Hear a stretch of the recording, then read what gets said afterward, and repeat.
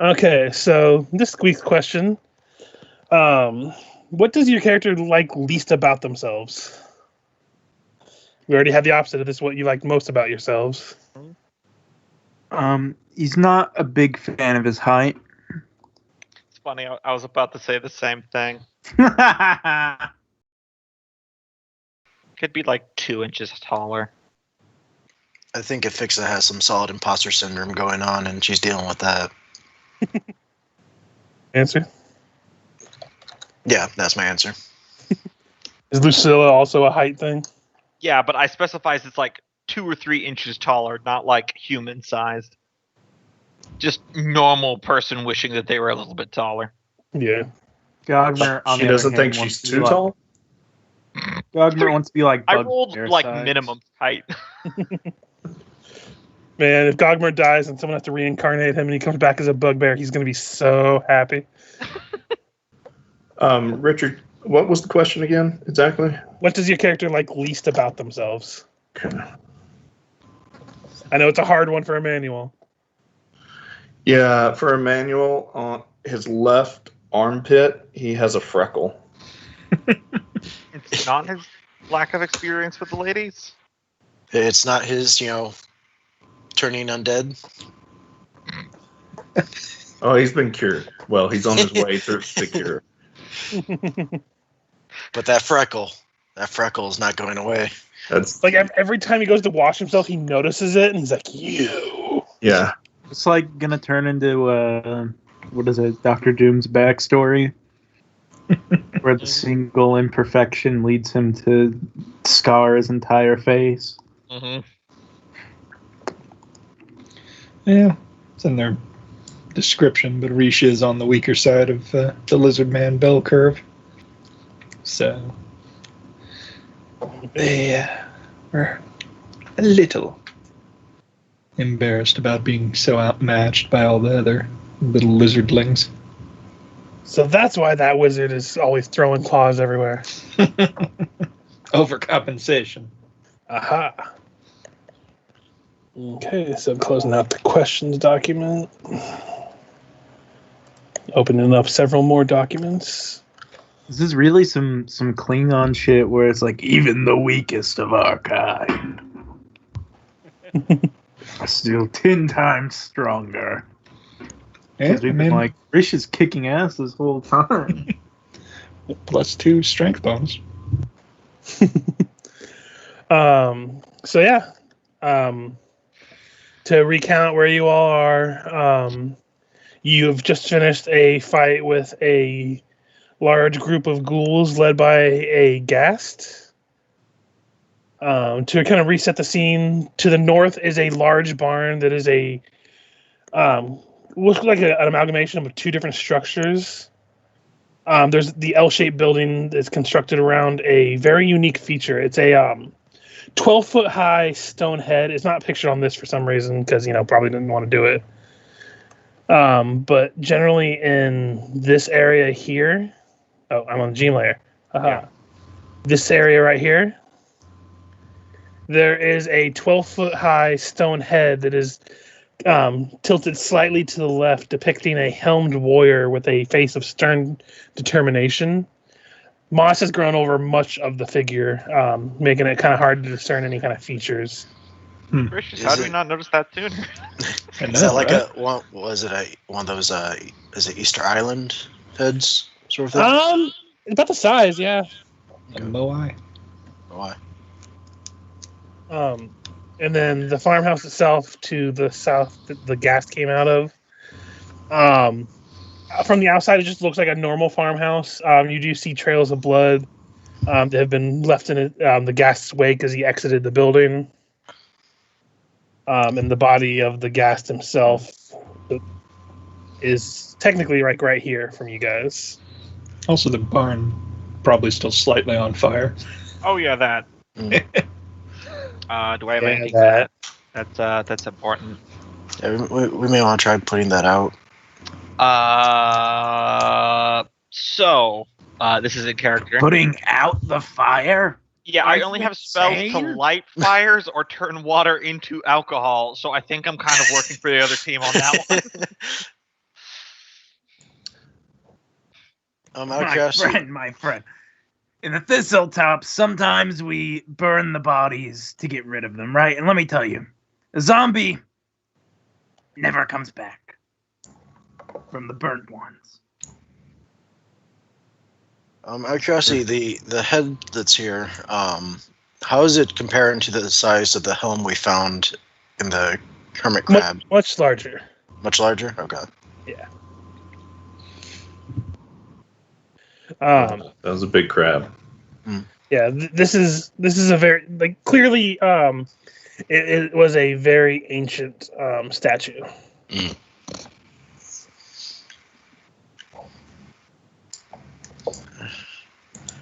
We should probably check on Ephixa would kind of make her way over towards where they stashed the one guy that they pulled down.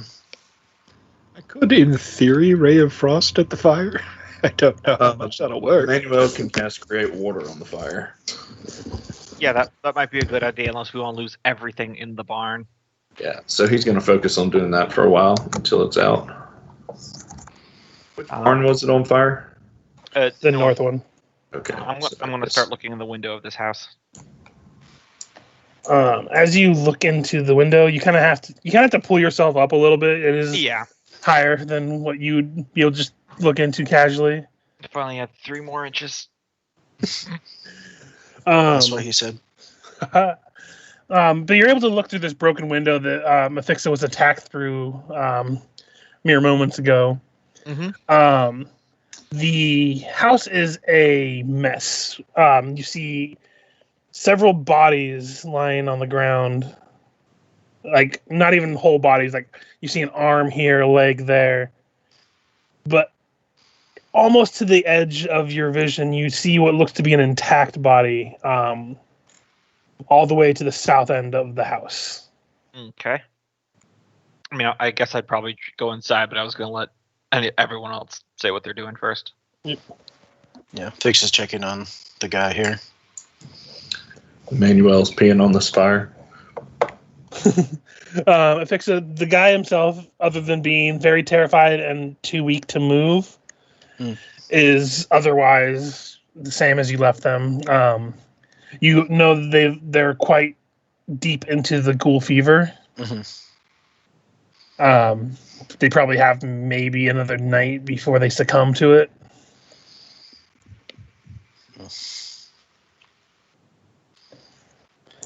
And they're like just doing that, like gasping like every now and then, like water. And again, like just like asking for like help, and like they barely recognize you're there sometimes. Yeah, Fix will say, "Well, we'll take care of you. Just need to secure the place. I'll be back." And she would go see what Lucilla's up to. Like as you're going away, he's like, "Wait, my wife was hung before I was. She's somewhere in these fields too." Fix would kind of pause and consider that, looking around. We'll look for her. I gotta just realize something. And he just kind of goes back to groaning. Guys, out of character, I just realized something. The optimal way to get rid of all these cool scarecrows is to set the field on fire. Oh my god. Sounds like a job for Gogmert. And we come. Wait, is Gogmert dead? Oh, his token has changed because he had to fix his character sheet. Hold on. I got it. I just realized that. I'm like, oh man.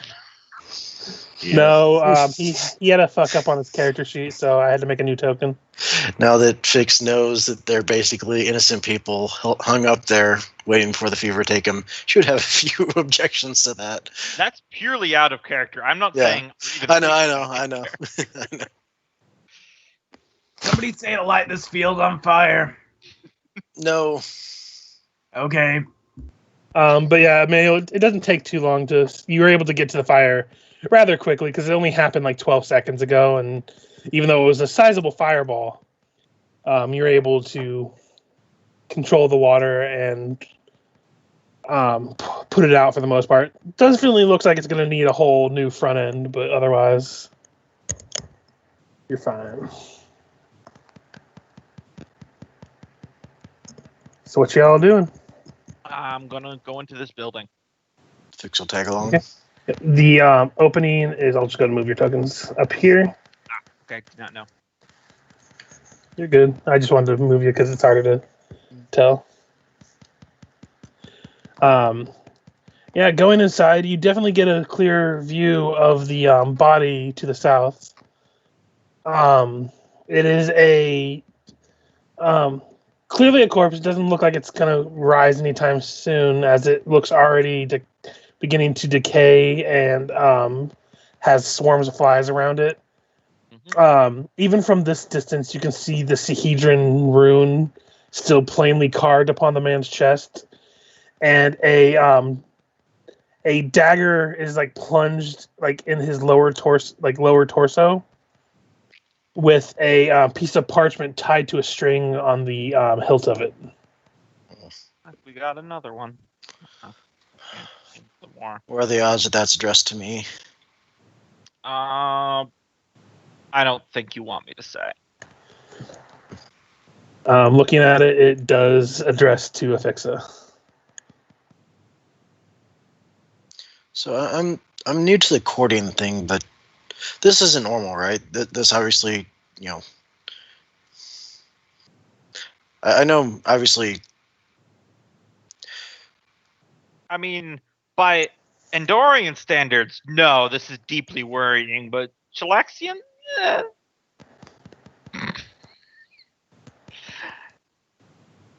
Mostly joking. This is deeply upsetting. Looks like he wants you to get down with the sickness. Too bad for him. She's immune. Mm-hmm. You guys aren't reading over there, are you? No. Not allowed. We never Strictly read it aloud. forbidden.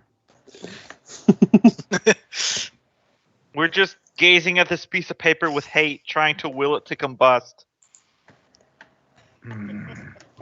Strange creatures. Between me and Wally, I'm starting to fear that this is just the way people react to Aasimar and their love for them. This could be a pandemic. Warrants further investigation. You better start wearing a mask around people. I think the word you're looking for is fetish. Yeah. Oh man, it must suck. Yeah, that's the only thing you find on the body. You do see two rooms that have the door shut. They are this way and this way. What's the dead body temp? Pretty cold. Okay. Just wanted to know, because if it was one of those, they're still warm things.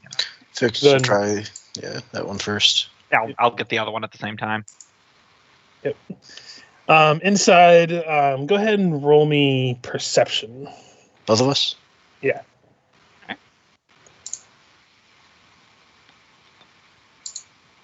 Skadoosh. 18. Sorry, I still had to talk to myself on. I got 21. I always forget how to do that. There's usually like a little check mark, I thought. But Unless you want me to re-roll it, but I just copied and pasted it over. No, you're fine. So,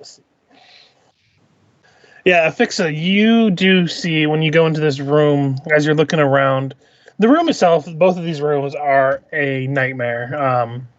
The bedroom is just covered in blood, more blood than would be in one body for sure. The other room is a washroom. Mm-hmm. And as you're like looking around, there's like the water is filled with blood and viscera, and you're kind of like trying to just distract yourself away from that. And you notice that it's like underneath a wash bucket, there is a hinged floorboard. If you were to go and examine it and you kind of like peek open up, there's a small wooden coffer inside. Fix would retrieve it. It's a very stout like looking coffer. It's not too big. You can carry it just by yourself with your both hands. Mm-hmm. and you kind of hear you do hear the shifting of coins inside of it as you pick it up. Is it unlocked? If you check it, it is not. Okay, shall open it up and look into it. I'm sorry, no, it is not unlocked. It is locked. Oh, okay, Sorry. it is locked. Okay. I worded weird. Right. She would bring it out and say, "Found this in a hidden nook."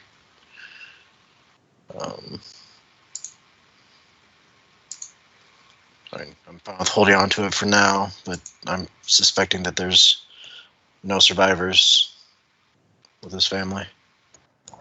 Oh, what happened in here? Well, if you need me to break anything open, I'll be in here. He says he says that as he climbs into the bath of viscera. But yeah, I forgot Gogmert's a rogue now. Listen, I've read books. Bathing in the blood of the innocent restores your youth, right? No, wait, that was virgins. It works.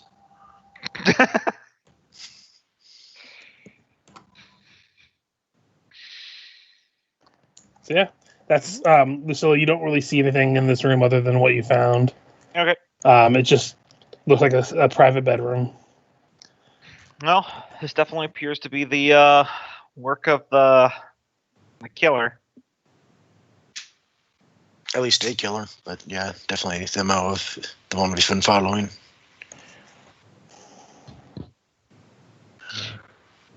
She would set the coffer on the table and say, "Anybody think they could get this open?"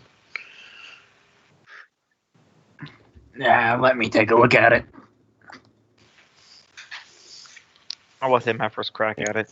Go ahead and do a disable device check. Disable device. Oh shit! Do you even have like lockpicks? I do. I was letting him do it first. I don't mean, think I Gogmert assume has lockpicks, but with the I don't natural think 20, he I think does, he needs but- them. Yeah, that's why I'm But like, with the please natural narrate how 20, you do I it. think he I feel like does it's just the a old goblin, old-fashioned way of getting things open, if you know what I mean. I mean, he bashes it against the floor until it flies off the hinge. All I picture is like he picks it up. He's like, "Oh, this is easy. Hey, look over there!" And as you all look, you just hear a loud crunch, That's what I was hoping for. and you turn back, and the lock is gone, just completely gone. And it's not broken; it's gone. And the front part of the wood of the coffer has been snapped open, and inside you see a bunch of 34 different small leather pouches. Taking the time to look through them, there's about 3,400 silver pieces in there. It is clear to tell that this is probably whoever lived here's life savings. But otherwise, there doesn't seem to be anything in there. And it looks like we're the next of kin. As Hero singing, once again, the grasshopper wins. You know, it's an unfortunate misnomer that this is their life savings. Ew. Oh, death savings. Wasn't enough. Yeah, it amounts to like 340 gold, I believe. I wonder what they did to get paid 100 silver every time. Giggity. That's which street you walk down. So yeah, you don't really see anything as you guys have all kind of crammed into this house of note. Otherwise, there was a note on just a rusted old dagger inside the guy. The house itself is, despite the picture having a nice orderly couch and rug and everything has been ransacked, knocked over, tossed, broken. What's on this TV over here? That is an oven. It's a good thing. Dog the bounty hunter. So you're saying it gets the Food Network? Sure, it's not The Walking Dead. Nice. Yeah. So yeah, you can kind of safely assure yourself that there's not much to be found here in terms of evidence. Otherwise, Yeah, head back outside. As Ephixa is about to go out, she would look towards Emanuele and say, "You know what to do with the blood, right? Not eat it." You turn around, he's just got a bowl he's slurping from. He's like, honestly, at this point, what harm can it do?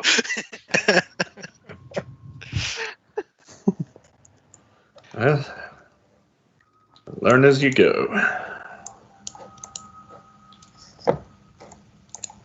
I don't remember what these icons were for, but I assume we're It's done. not like with it's zombie blood. Well, it might be actually. Any of you guys want to examine anything else in this area, or you think you want to Go leave check out? out the barn. Yeah. Okay. We're all creeping towards. Dun dun. Dun, dun, dun, dun, dun, dun, dun. Oh, Oh man, with these dynamic shadows, it just gets worse when you go inside. yeah. Yeah. Inside, it's clear that most of these ghouls that you fought had made this area their lair. There's partially eaten carcasses, most of them livestock, but in some cases there seems to be some farmer bodies. Some of them missing. Just like they look fine until you look down, and the entire like contents of below their rib cage to their groin are completely empty and hollowed out. Ugh. It was very macabre scene. Yep. Do once over, see if we find anything of interest. Yep, I'll do a quick perception. Yeah, you don't really looking around. Let's see, check before I say anything else. What is it we're looking for? Just any clues or information that we could get. See if there's anything that brought the ghouls here specifically, or the guest here specifically, or if it was just unfortunate luck. Yeah, looking around, you don't really notice anything in the barn other than it having become a nest for undead. So, Well, these animal corpses might have attracted them.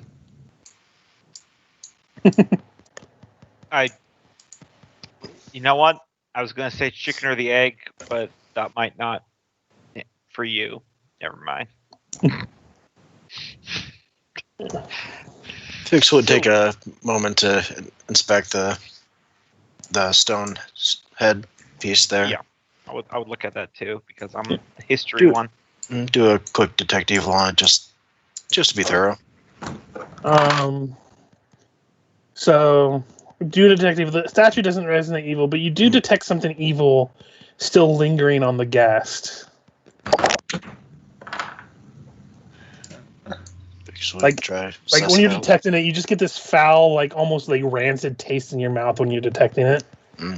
Go ahead and roll me a perception for Ephixa as you're scanning that over.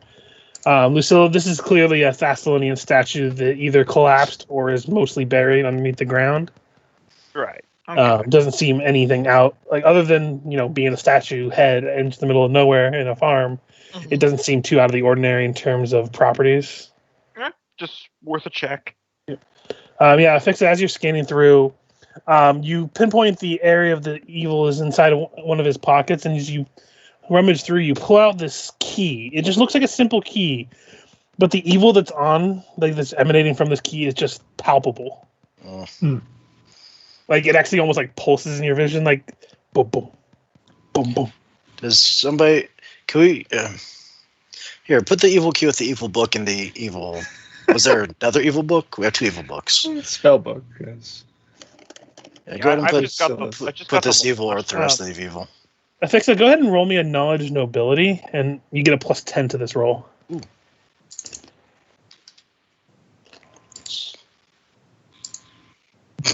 Key is evil? So this key, while it looks like just a normal like manor key, definitely has the foxglove insignia emblazoned upon it. You know this as your time you spent with Aldern during the boar hunt and everything, and he had his heraldry all over his clothing. It is the same heraldry as well. Yep, this is all signs point to Foxglove. Yeah, I kind of figured. So, I'm feeling kind of. What time of day is this? It's probably getting pretty late, isn't It's it? getting pretty late now, and Lucilla and all the animals none of them are feeling very well because they got ghoul fever. Should head back town? Take Might care have of to the man? stay here for the night and see if we could treat some of these people, or treat those that have been wounded. And You do know you might could be probably feeling get under. back. You could probably get back to town within 2 or 3 hours. Okay. Yeah, it's not far with our mounts. It's going to be a pretty short jaunt. But he did say that there's other people in the fields if you wish to examine those before you head off. Yeah, we should see if there's any more survivors. I don't know. Go I'm all ahead. for that, but I'm going to need a sit and see before too long. Yeah. Gather as many survivors as we can. Go ahead and everyone should give me perception rolls as you kind of scavenge through like the cornfields and everything.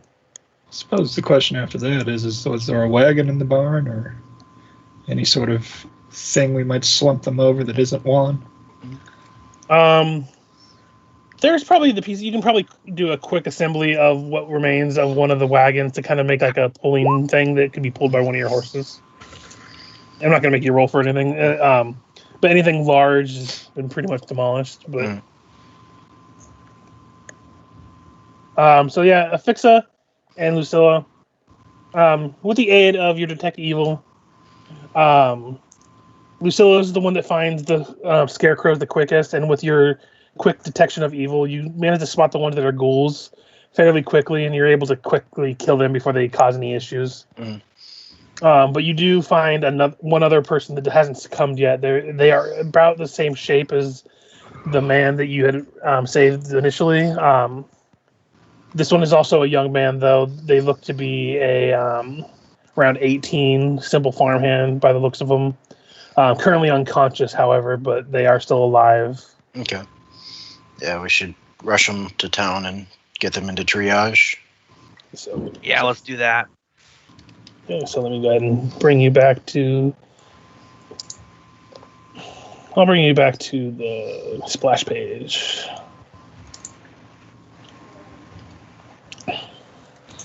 So from where you are there,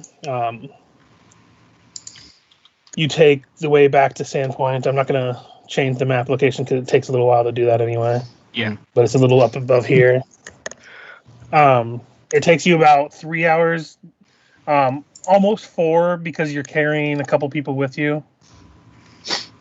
You keep kind of checking on them. They don't seem like they're succumbing any right this immediate time or anything. But as you get them back to town, you see already that there's like the local militia and everything have been trying their best to kind of take care of the farm hands and like the farmers that have rushed to town after the attacks in the farmland areas. The sheriff comes up to you all, is like, so the folk over here let me know that they saw you as they escaped from another ghoul attack. I was informed by, and he goes into details that he was informed by a hand, like not a hand, one of the hands of the Habe Sanatorium, that one of the man that you went to go question was succumbing to the ghoul fever, and they had run off when it happened. Yeah, he ultimately succumbed to that, and we were able to dispatch him before he could allow the sickness to spread. Gotta tell you, undead are not my favorite things. Me either. Just the infectious ones. Emanuele shuffles his foot on the ground. He does take note of the injured people that you have with you, and he quickly rouses a couple guards to take them away. And I was planning on taking him to the chapel, see if we could get some aid, see if we could try to remove sickness or treatment done to them. Of course, come with me, and I'll escort you all there. And he does take you all to the chapel. They already have a couple cases they're working on. They don't seem to be disease-ridden so much as injured. Mm.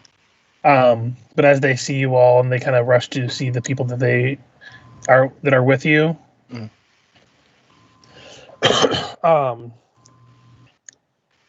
Father Xantus comes up and is like, Desna above, what has happened to them? They look like they're on death's door.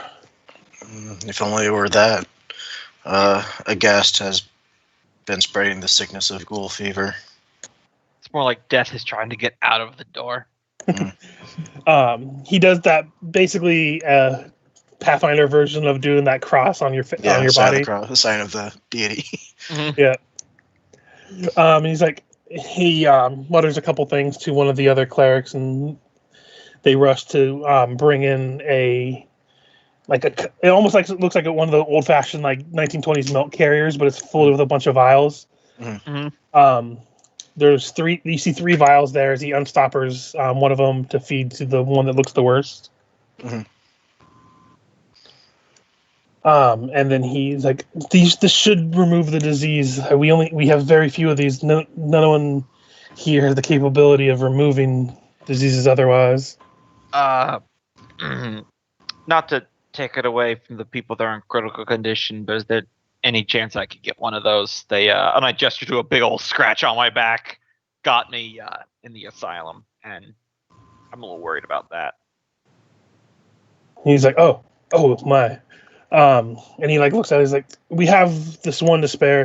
He motions to the 2 of them look much more critical. No, give it to them first. There's still a chance I want to come to it, but just if I had my preference. Yeah. But yeah, he will give you the last potion of remove disease. So Yay. it still has to be a roll to see if it fixes it. So go ahead and roll a 1d20. I think it's +7 because it's a 3rd level cleric spell. Tap a hero point. You can if you want. In addition to my fortitude, or just No, this is just a caster level separate from your fortitude. Yeah, I'll tap a hero point. So that's +7 +4, or was it 8? I think it's 8 1d20. if you do it before. Yeah, 1d8 before, or sorry, an 8 if you tap it before, but you can also do it as a reroll. I'm doing it before. Okay.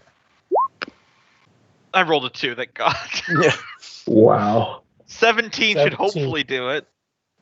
You got it from the ghoul, right? Not the ghast. Yeah, the ghoul. Yeah. The ghoul in the insane asylum, not the ghast. Okay, so you are able to overcome it. Hero's point well spent. Yep. I will roll, however, for the 2 townsfolk.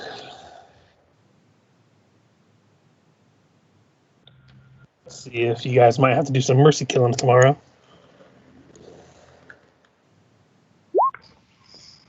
Okay, so yeah, the 2 men that he feeds these potions to do seem to begin to relax a little bit, though their bodies are still weak. It doesn't cure the damage to their con and everything.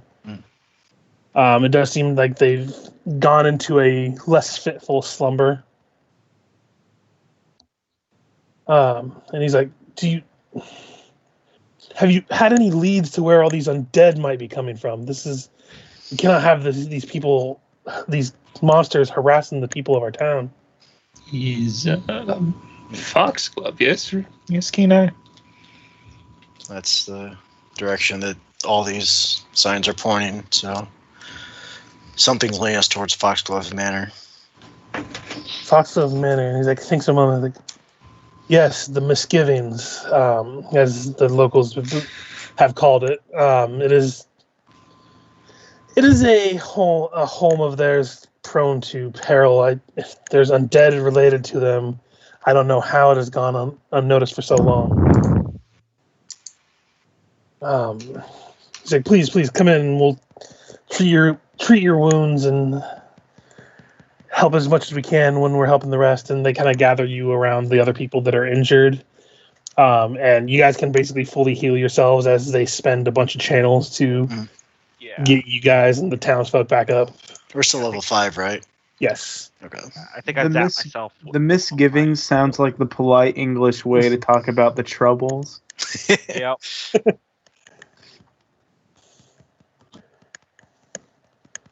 But yeah, they do spend like the sheriff and the father both spend some time talking to you about the findings you've had. It's up to you kind of how much you tell them and everything. But Fix will probably be just telling everything she knows. What about the sanatorium? Not the necromancer, Okay. but the ghoul and all that. Yeah, she would leave out the necromancer residing there.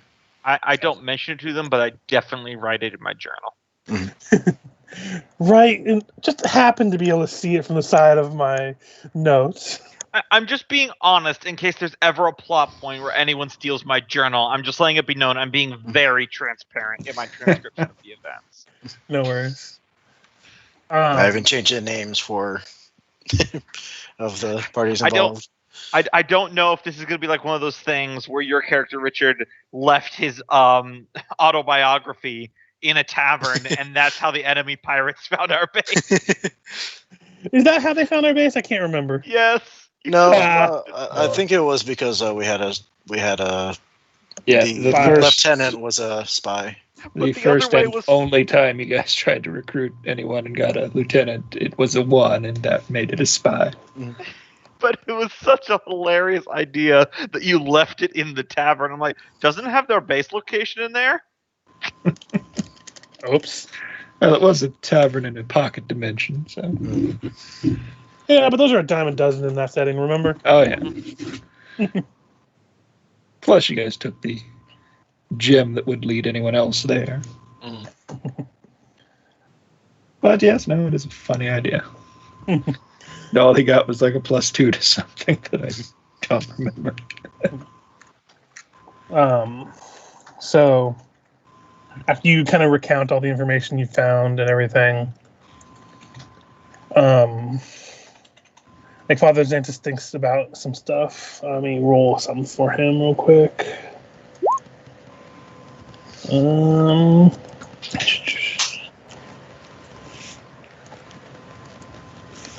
He's like, I do remember a little bit about Foxglove Manor in my time here. I know some tragedy struck the family decades ago.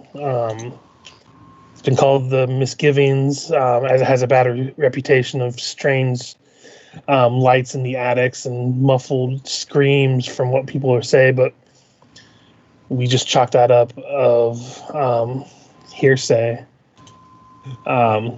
People like to embellish on details as it is so close to the ocean, sounds happen.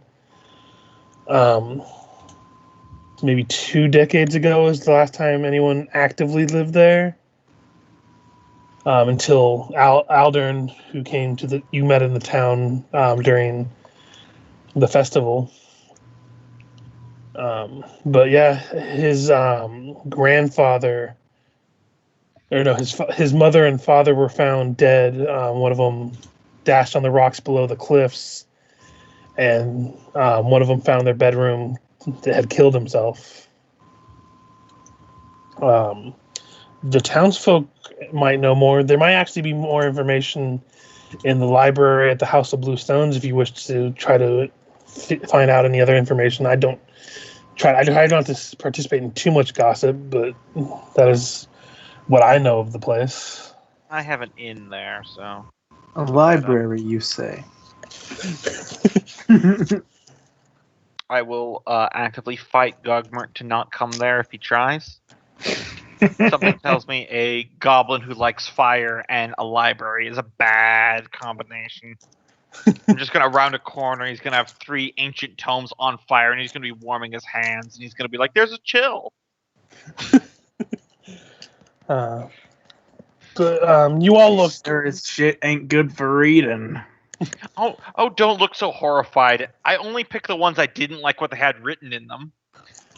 You have to realize that's so much worse.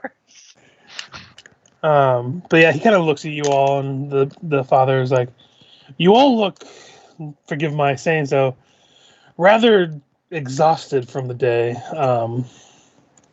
If you wish to rest here, you may, or we can have someone escort you back to wherever you're staying with, just in case of precaution. But our healing can only offer so much good. Yeah, if you got a padded bench, I'll just put my head down on that, take a couple dozen winks, then hit the library.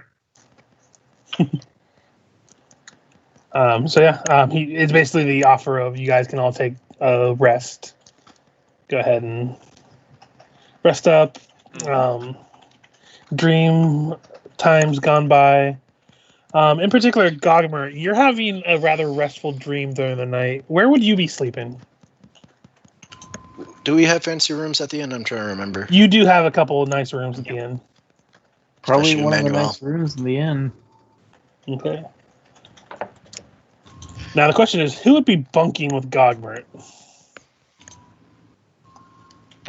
Pretty sure. I think Oh, yeah, Emanuele Stables? would make the most sense. Yeah, I was gonna say Emanuele, but then also realized what I set up for Emanuele. So does Emanuele go back to his room?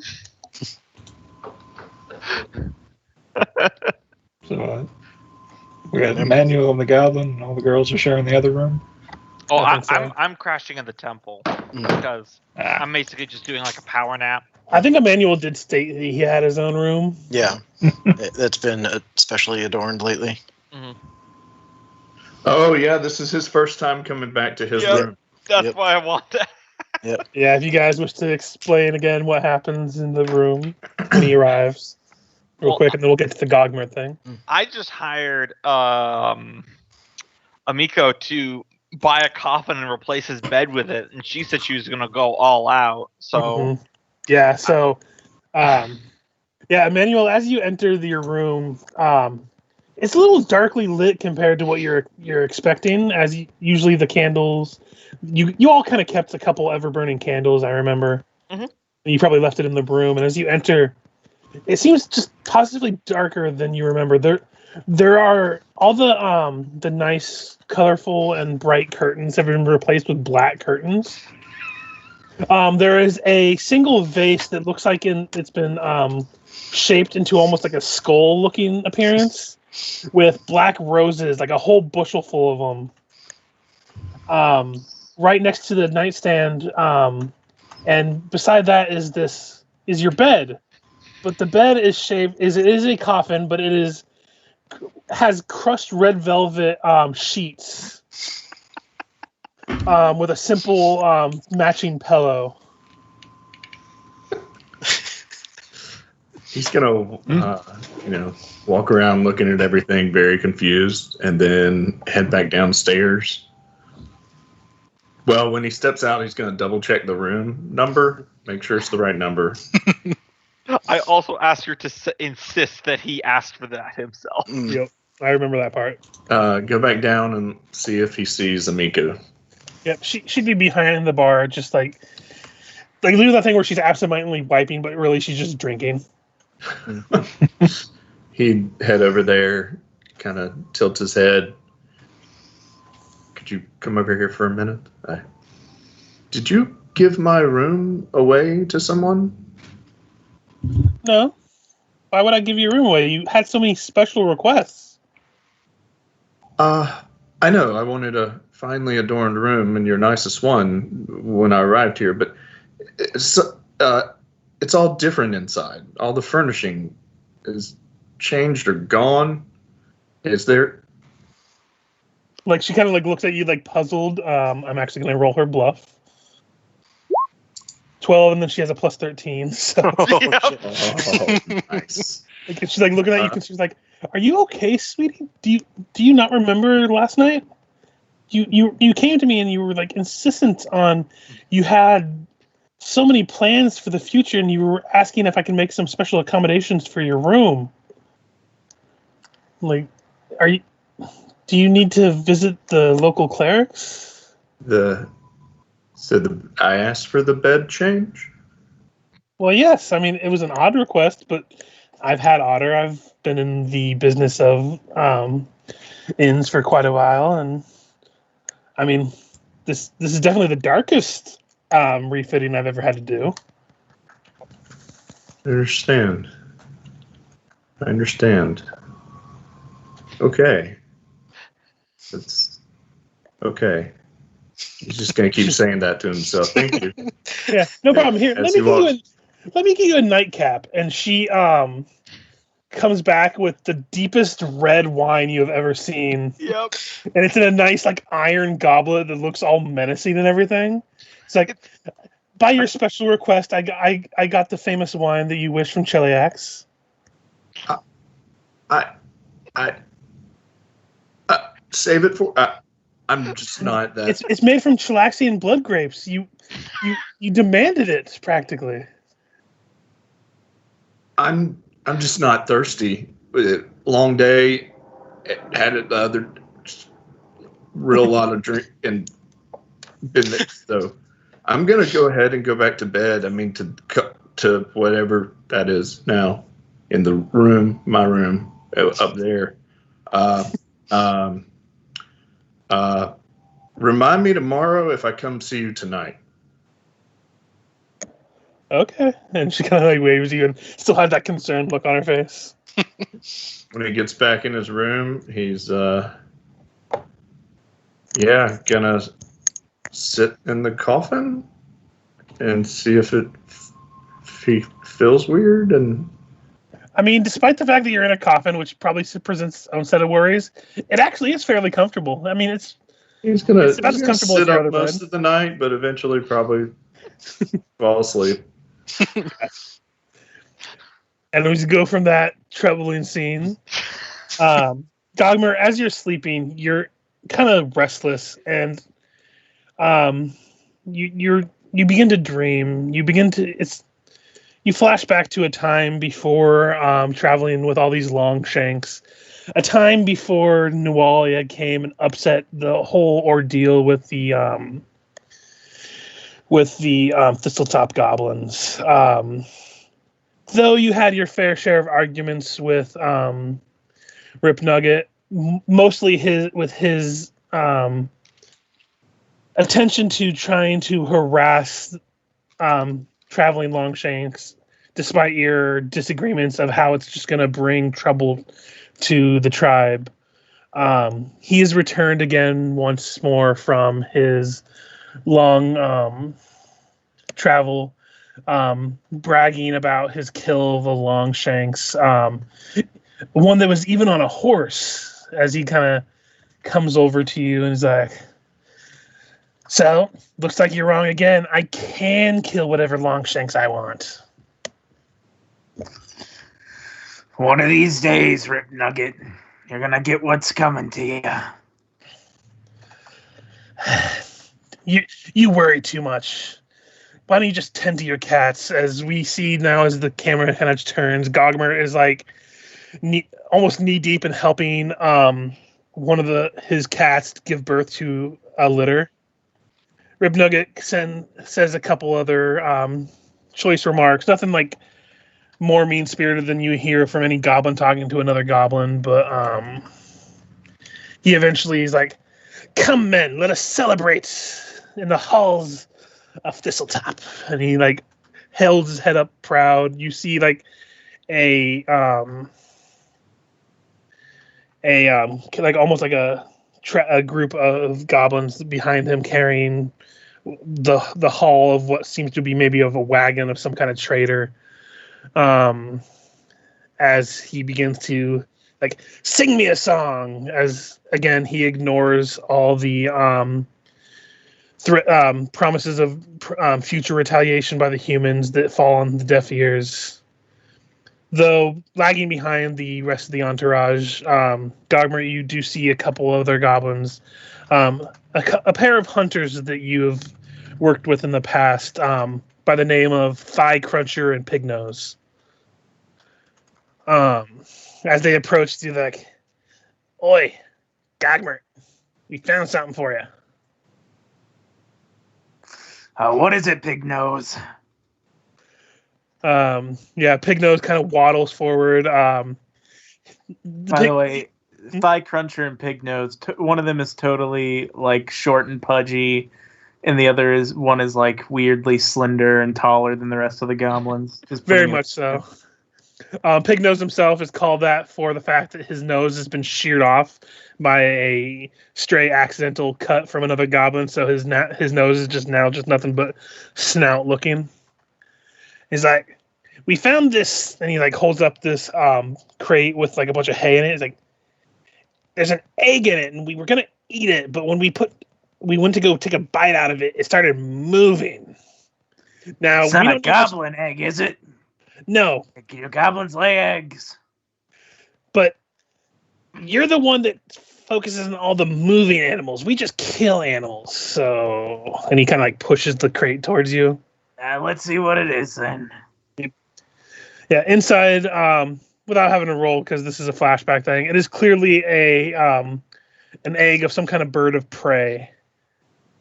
And the dream kind of ends on a lighter note as it kind of begins to fade into the hatching of the egg, the training of this new litter of cubs from Tangletooth. Typical goblin style, the cats themselves fight with each other until only 2 of them are left of the like 6 of them.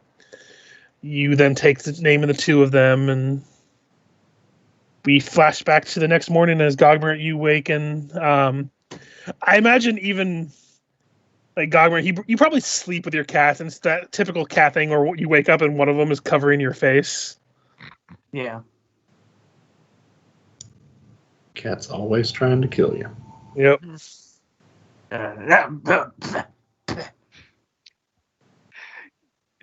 a medium creature, isn't it? Yep. So it's like covering up his entire head. So Oh he yeah, has to, like, punch it's he has to, large. like, It's a punch size the- category larger than Gogmert himself. Yeah. So he has to like punch the side of it as he wakes. Yep. But a cat would do that even if they were bigger, I'm pretty sure. 'Cause Oh, yeah, I've seen lions do that to their trainers. Mm-hmm.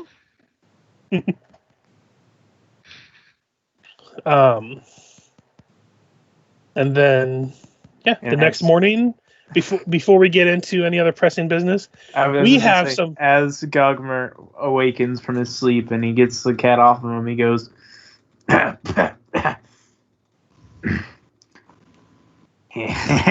he did get what was coming to him, didn't he? The cat just yawns and kind of curls back up. But yeah, pressing issue at hand. I need some fortitude saves from both the cats and the wand. One. Yeah, they got ghoul fever or whatever. Dun, dun. As an aside, I'm gonna prep that special summon 3 that we found. No problem. So They which have one's Scrimshaw and stats. which one's Tangletooth, by the way? First one's Scrimshaw, second one's Tangletooth. So Juan fails the save. So upon waking, he takes con and dex damage. First one is con, second one is dex. Okay. Takes 2 con damage and 1 dex damage. And then Tangletooth takes 3 con damage and 2 dex damage. Alright, I do have lesser restoration that I can use. I don't know if that... It would remove the effects of the disease. The disease would still be prevalent from... Yeah, so I could suffer from it, but I would remove some of the ability damage, right? Yeah, you would remove 1d4 points of ability damage, so you would roll that. Yeah. So again, roll a 1d4. 3, so you can remove it however you see fit, whether it be dex Oh, or con. he had 3 and what? He had 3 in con damage. Yeah, let's take the 3 out of the con damage. Okay. So he doesn't lose any hit points or fortitude saves, which are kind of important for these rolls. Though Scrimshaw still has the disease, he has passed 1 of the saves, so he's on his way to being cured. But yeah, you all find yourself in a new day, and you can do what you wish. The cats are starting to look a little worse for wear. I think we should find some way to take care of this disease. I'm gonna go do some research at the library for like an hour about this Foxglove Manor, and then we can head out that direction. I don't know much about curing diseases, I'll be honest. Unless we want to take a few days and try to, I mean, we could try to treat the disease and help create a situation where they could recover. I mean, you can also ask around in town to see if anyone has any ways to remove it as well. Mhm. Like if you want to, like during the day, you can roll a general like diplomacy to try to ask around town if anyone has any options of curing diseases or helping with diseases. Actually, yeah, Fix will help do that. Diplomacy? But if we wait too long, yeah, more people Ghoul will die. Master. Yes. So you'll do that. I'll get back to you in a second. I will track the 21. Lucilla is going to investigate or go to the library. Yes, that's what I'm doing. Okay. And then what is everyone else doing for the day? Emanuele is going to wake up and cast Cloak of Shade on himself. And then he is going to go to... Is there another church other than... No, there's just the one church. Okay. Are there other shrines in there, or is it all to... There's a bunch of different shrines. There's let me actually go to the cathedral and I'll let you know what they have. I imagine they have air steel. Is Yeah, that how you say that? Yeah, it has 4. Let's see, no, not more than 4. Hold on.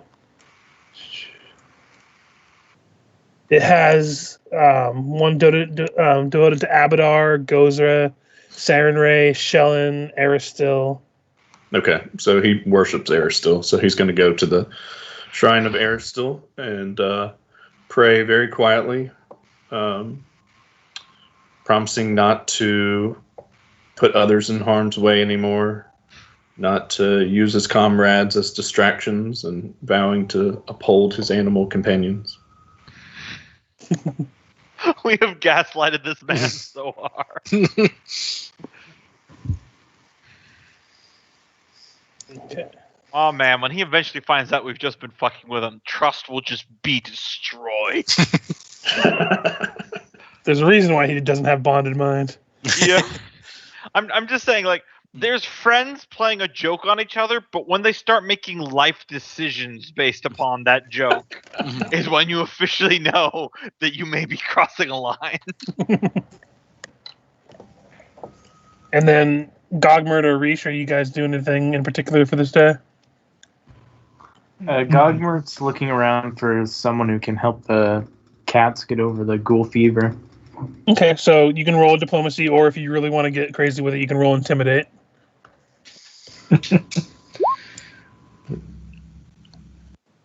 Okay. 12. That's Nothing, above average. Come on. nothing on my end that requires roleplay, so. Okay. So we'll start with Ephixa. So Ephixa, you are able to ask around town, and you're directed to... Here, I'll actually take you to the Sandpoint map real quick. So it's number 45 on the map over here. Okay. It is an herbalist shop. You see a bunch of flowers and herbs kind of growing on the windowsills and everything. It is known as Hannah's. It is run by, appropriately, a woman named Hannah. Mm-hmm. As you go in, you see this elven woman. Let's see. She's wearing like a leather apron with vials and tools for handling herbs and plants. She's like, "Why, hello. How may I help you?" Yes, it seems with all the issues we've been having, we have some of our animals that have suffered illness, and I was wondering if you had anything to help treat them from disease. Oh yes, I might have something around here. Give me one moment. And she rummages through some of her vials, like, no, this is for blindness. No, this is holy water. Healing potions. No, those won't do.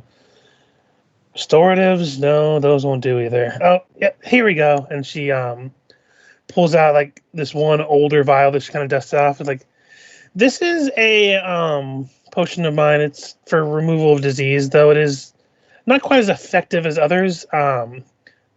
Gameplay wise, this has, even though it's a potion of remove disease, you get a +5 versus a +7 from it instead when you roll on it to remove it. Okay. I can sell it to you for. I know you all been very helpful in the town. She kind of thinks about like 100 gold. Sounds fair. She would hand over 100 gold. Yep. Well, thank you. Is this all you have, or do you have any other? We have 3 animals in total there. Unfortunately, that's the only disease one I have. I have some potions of restoration, some curing wounds potions. No, I don't think we need those at the moment. What sort of, just out of curiosity for the future, what sort of cure potions do you have? I have some that are meant for lighter wounds and some that are meant for the more moderate variety. She basically has 3 of each. Do you have a healing kit by chance? And she would. How much are those? Let me see. You can just look it up. She's just going to charge you a normal price for that. 50 gold pieces? Yeah, she'll take one of those. Let me see what it does. Yeah, I think it gives you a bonus to your healing. Yep, adds plus your 2 skill. healing. Okay, yep. Which I think you can use that to help like treat disease when you take. That's kind of what she's planning. So, all right, 150 gold pieces down. All right, that's what I need. And then, before we get into, but what she says, she's basically, when you're done, she's like, "May the blessings of Gogmert be upon you. Feel free to come back whenever you need assistance that I can help you with." Hopefully, this is the end of it, but we'll definitely keep you in mind. And then we jump to Gogmert. You're asking around. You're a little more abrasive than Fix is. Eventually, you are directed to somewhere, though. Let me see what it's called before I. Where is it? Control effing a fucking document. Sally, snake oil will cure all the ails of your feline friends. That's what I'm expecting here with the 12. You're directed to number 16. Inside, it is known as the Pillbug's Pantry. Reputable establishment. Inside, you see this heavy-set man in the middle of mixing some chemical-looking stuff. And he's like, "What you want?" Speaks Gogmert's language. Obviously, replying to him in his native language of Goblin. No, he's just he's speaking. Yeah. I know. I'm just messing around. He'd come in and he'd go, "Do you have anything here that can help a sick pet?" Well, I mean, I have some knives. No, pet. Not meat pet. Give me another diplomacy.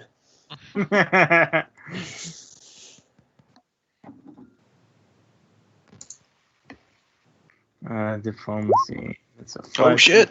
Oh shit! Oh, nice. He kind of takes stock of you for a second, kind of looks you up and down. Is like, kind of sees that glint, and you're like, "You seem like a." And he kind of looks around, trustworthy fellow. I've been told. You like he motions him specifically. He motions to the door. Lock it and shut the curtains. He locks it and shuts the curtains. He's like, "Now, what I am going to show you here aren't exactly the most legal of things." And he pulls out this like basically this like liftable cupboard, and he opens it, and inside are a variety of clearly poisons the way they're labeled. He's like, no, this will kill. This will debilitate. This will. It's like, no, here we go. And he pulls out this one in the very back. He's like, this here, enough of it could be a lethal dose for some animals, but if you give them just enough, it can provide them a, let's just say, like in game terms, it'll give them a +2 to their rolls when they try to save from the disease. No, that's an absurd solution, but let me look at those other poisons you got in there. He's like, yes, a man of good taste.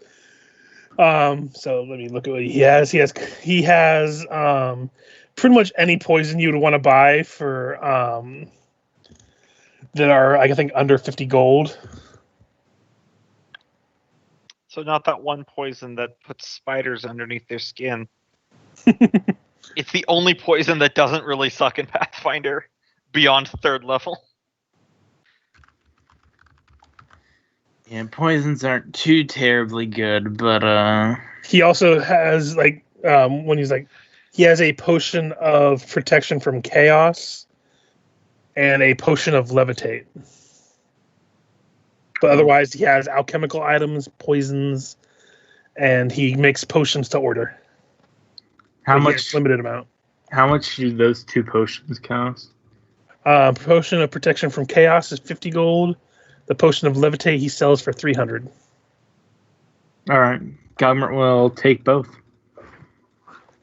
He's like, yes, I knew you were a valuable client. Before he finishes the transaction and sends you on your way, he's like, and if anyone asks, you didn't get any of this from me. Kind of gives you a wink and goes to unlock his door. Oh man, the sleazy, shady merchants in games are always my favorite. They're always like, "Hey, buddy, you want some teeth? Only slightly used." Baby teeth. You want orphans? I can get you orphans.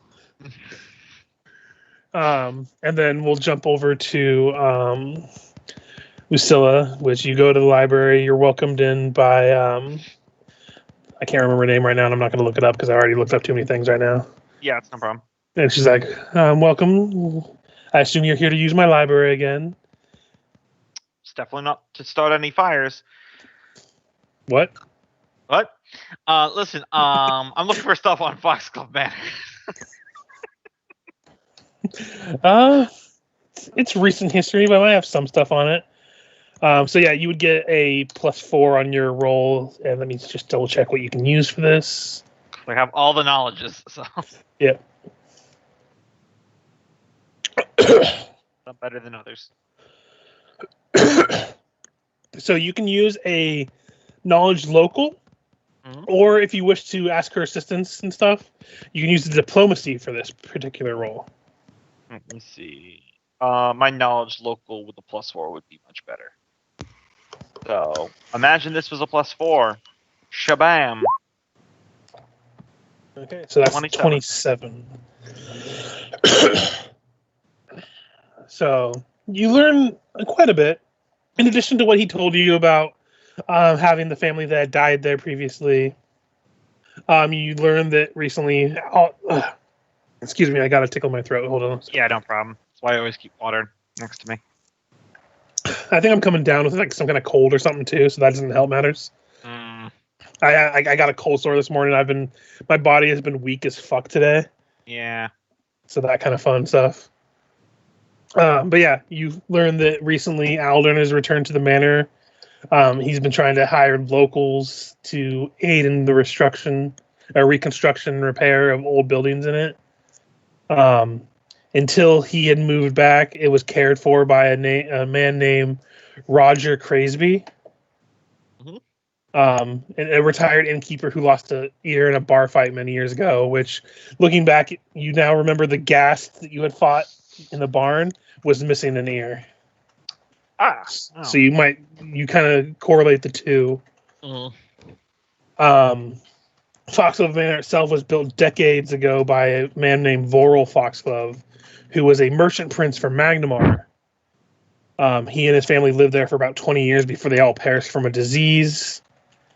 And basically until Aldrin's father and mother had come, the place itself had just been shunned for about 40 years, pretending that it didn't happen. But that's pretty much all you find out. And No, like convenient floor plan schematics from the No. architect. you So one of these days in a TTRPG, I will find floor plan schematics.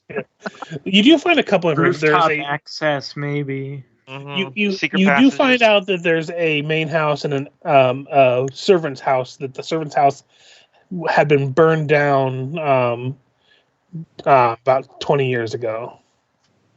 But in terms of floor plans, you don't find any of that. You do find out that the original builder of this building frequently hired hands to help him and then replaced them within a couple weeks. Like there was nobody was ever there to help him work on the building for more than a couple weeks before you replaced them. This is going to be kind of like an out there, but can I do like a sense motive or something for like as I'm reading that, kind of interpret that as maybe he was trying to hide something and he didn't want any one worker to have all the knowledge of what was inside the mansion? Yeah. I mean, you can know that part at least without a sense motive, but I'll let you roll a sense motive to kind of get a little bit more if you wish. Yeah, like to piece the information together. If that's the right skill, I just think. Yeah, I'll let you use it. 17. Yeah, you definitely know he was hiding something. You don't know. Mhm. You imagine it probably wasn't something legal, which is probably why he was trying to hide it so much. But other than that, you don't really get a natural intuition towards it. I'm willing to bet a wooden nickel or something Thessalonian. This entire land is built on top of these ruins. You know? That's just an in-character assumption. That's just my theory. A game theory. She announces that to a library to no one in particular. The lady that owns it is just like sitting next to you reading the book, and she just flips the page. Interesting. Clearly not listening to you. Mhm. Yeah, she's not going to leave you alone now. Fire. But yeah, you do spend most of the day doing all these things. So Cool. So before we reconvene, I'm gonna take a bio break real quick. So. Yep. Bio breaks all around if you all wish to take them. Yep, that works.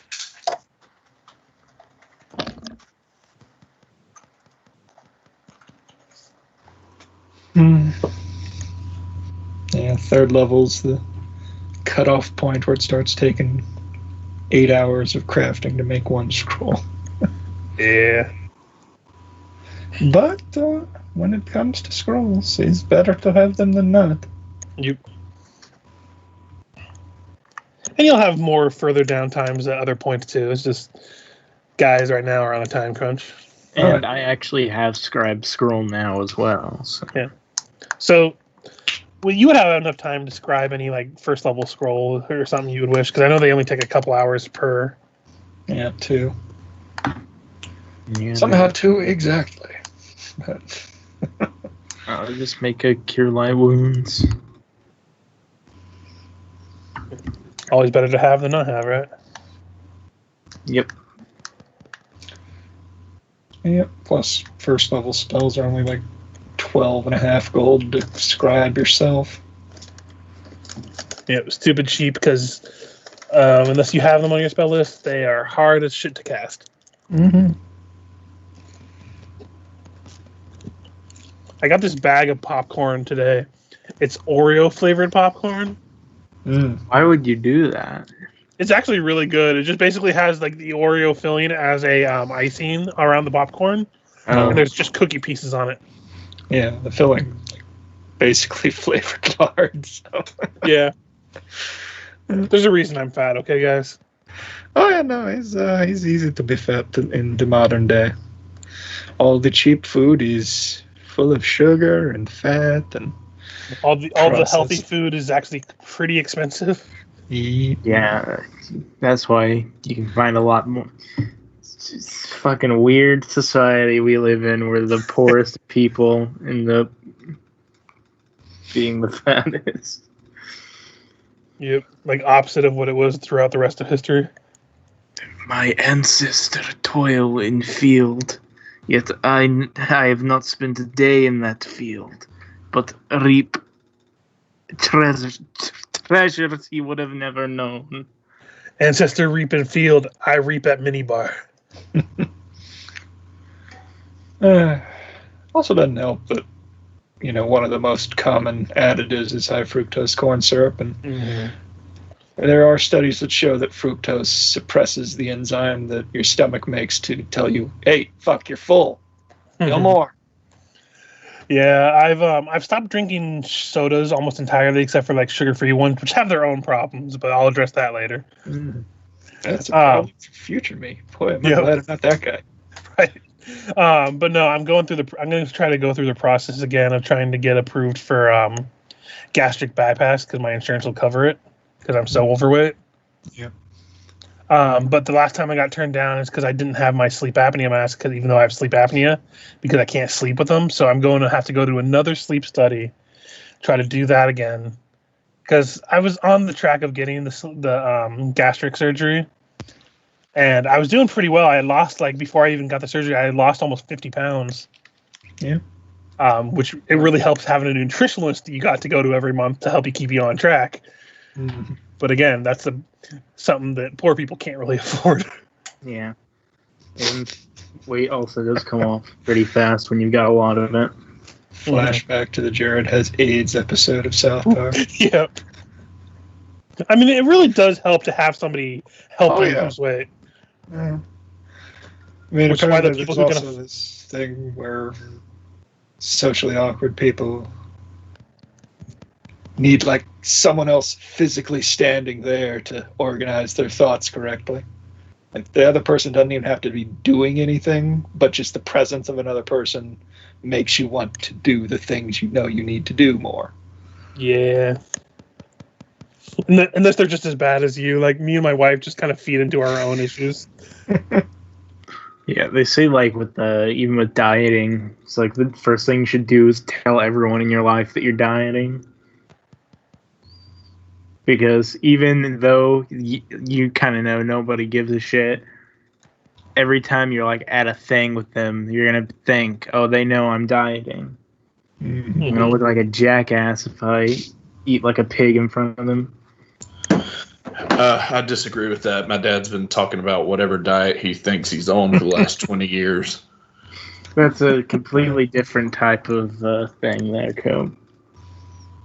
Not analogous. It's false dichotomy. One of the biggest things you can do. It's hard, but cutting out the flavored corn syrup. Mm-hmm. I managed to get off soda for 3 months, and I had a couple people commenting on how it looked like I'd lost a lot of weight.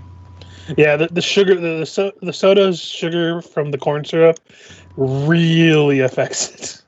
I haven't drank I don't drink calories anymore. That's basically my my philosophy, and it's insane. But if people, they just don't think of it as something that's like. Oh yeah, it's a lot easier to drink way too much. It's water tasty version. Yeah, that's what affects me the most is drinking all my calories. Yeah. I don't even drink alcohol, and I drink all my calories. I can only imagine if I was an alcoholic. I drink a lot of calories. I've long since cut out calories completely from my liquid consumption. So I try to just drink water, and I get these sugar-free A&W root beer because it doesn't have an aftertaste. But it's probably not the greatest for me either because probably gonna give me cancer or some shit. But yeah, tackle the biggest problems first, right? I've Handle the more immediate problem, address the later problem as I try to phase it all out. I'd like to just be able to just drink water and be fine with it. I occasionally, I've long since cut out, sodas by and large. Occasionally I'll treat myself with, for most parts, either unsweet tea or water. I hate tea. Yeah. What finally got me to 3 months was I started asking for water in addition to, so that I would drink at least 1 cup of water with every cup of soda, and then Eventually, I got to where I could stand just having water with food, as opposed to like, I need that alternate flavor between bites of real food. For me, it's just recreational coffee. That's my only weakness right now. I don't drink soda anymore, and I do drink lots of unsweetened tea. And Never drank coffee, and I stick with that decision. I'm sure I probably have, but I hate coffee. I hate it with a don't like the passion. taste. I hate the taste, and I've had friends who've been addicted to caffeine. For me, it's one of those things that I'm trying to kick it now that I don't have to. But back when I was working for Activision, it was genuinely a survival mechanism. There was no way I would have been able to stand up and move around if I wasn't drinking coffee with so little sleep I was on. Yeah. And then it would have been my ass. So I'm trying to dial it back now. Why didn't you take your drugs this morning, Gombo? No one would do this if it were a little pill you had to take. Because we made it a nice, tasty morning beverage. Yep. Oh yeah, speaking of tasty. I need to take my pills. Well, It's like a Dr. Pepper. It's medicinal. You should take one at 10. for most people who drink coffee, they'll make it tasty for themselves. Yeah, I was gonna say, every place I've tried, even places they're like, we have great coffee, it always was just burnt water. Yeah, no, if I was smart, I would just take it black and train myself off of that, because coffee with no cream and no sugar, it's just literally burnt water beans, is mainly just the caffeine. That's the only thing that's in it for you. That it doesn't have sugar or anything. Also, it's a diuretic. It'll make you shit like nobody's business. Which I guess if I want to train myself to not do coffee anymore, that's what I should start doing. So it's miserable for myself. And I've even started reducing tea quite a bit just because kidney stones. And Oh yeah, that probably caused a lot of that, didn't it? very well could have. Don't want to have those again, right? No. Still got one lurking in there. I'm hoping it doesn't cut loose anytime soon. Yep. Look here, buddy. You better stay right the fuck where you are until Exactly. I'm dead, okay? Water consumption's never really been an issue for me. I generally tend to drink 2 to 3 liters a day anyway, so. Let's see. I have this giant bottle of water next to me. What's the size on it? It is 68 ounces of water, and I drink at least one of those a day. Jesus, that is a big bottle. Yeah, I have a 67 ounce one, so about 2 liters, and I usually get through at least 1.5, sometimes 2 of those a day. Do you hold that up to your mouth? Yeah. Yeah. Got a 2.5 gallon dispenser jug in my fridge that I fill up every other day or so. I can hear inside of Cope's room him doing the motions of you hold that up to your. I did. Like, I've got a 32 ouncer and I can barely keep my hand around it. I have big meaty grips. Yeah. I like to think his 32 ouncer is just one of those big how 40 tall ounce are you, cans. I'm How tall are you? 6'4". Oh yeah, you're taller than I am. Yeah, you're taller than me. Oh my god, are you really tall? And I don't understand how you could get you. I'd have to use 2 hands. It'd be like a moonshine jug if it was 64 ounces. Wait, does it have a handle on it? No. Now I have to take a picture of this. It's Yeah. really not that bad. Take a picture of this water bottle for me. I've never felt small in my Send it to life. Hey, quick, take a picture of this water bottle for me. Are you moving the soda? It would be like scaled. Oh yeah, here. Soda for scale. I don't have a banana, so that'll work. I'm just expecting to see the most ridiculous, I'm not looking at like it the for sure. soda cans, just the tiniest thing in the corner of the screen. Well, she has like those 8-ounce soda cans just to throw off the scale that much more. Also, we don't want to send it to the general chat. No, I'm just seeing the joke of instead of Put it banana into for directly to me. scale, banana for potassium. Yeah. That's close to the size I'm at. Even has a mouse spout and everything. You're good. Yeah, one of them big jugs. Seen a few of them. I just bought like a large water bottle from the store, like one of those ones that you get like prepackaged water in, and then I've just been reusing it. I actually have a couple because I'm lazy and I don't always want to constantly be refilling the same bottle and then waiting for it to cool. So I bought 3 and I do a rotation. Yeah, that's why I got that 2-gallon jug in my fridge. My fridge makes ice, so I just fill that fucker up with ice and then fill the rest of it up with water. So what I'm hearing is Cope has got tiny hands. Anyway, back to the game. I think everyone's back at least. Yep. I think. Yeah, I'm here. So yeah, you all begin to reconvene after your various solo acts. So, I did some research on the manor. Definitely the guy who built it was hiding something. He was having rotating work crews, so that way no one completely understood what was going on inside. Oh, I see the picture. It's just twice as tall as the one I have. Yeah. I was picturing it being the same height, but twice as wide. Now you can understand why I was like, wait a minute. How do I've you seen get your hand ones like around? that too. So they usually have like A handle. indents for grips or handles, or yeah. Or like wheels. Or a backpack strap, you know. I had a friend who had one of those camel backpacks, and he'd bring it to school and just drink from it all day. Here, I just took a picture of mine next to a coffee cup for scale. I love how we're just posting all these pictures now for scales. Riveting. Cope, hold up your hands in the photo. We need to see how large they are.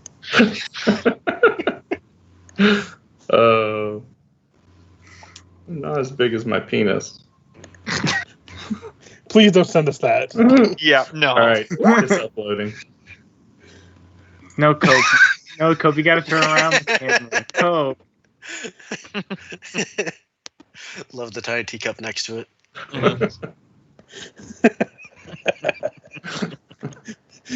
I just noticed that too. Yep.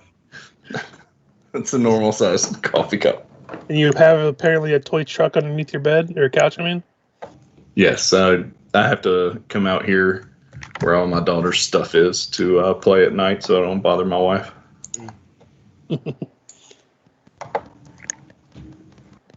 Which, as soon as you said I'm going to put it next to a Coke can for scale, I was like, all right, dollhouse, what can I use?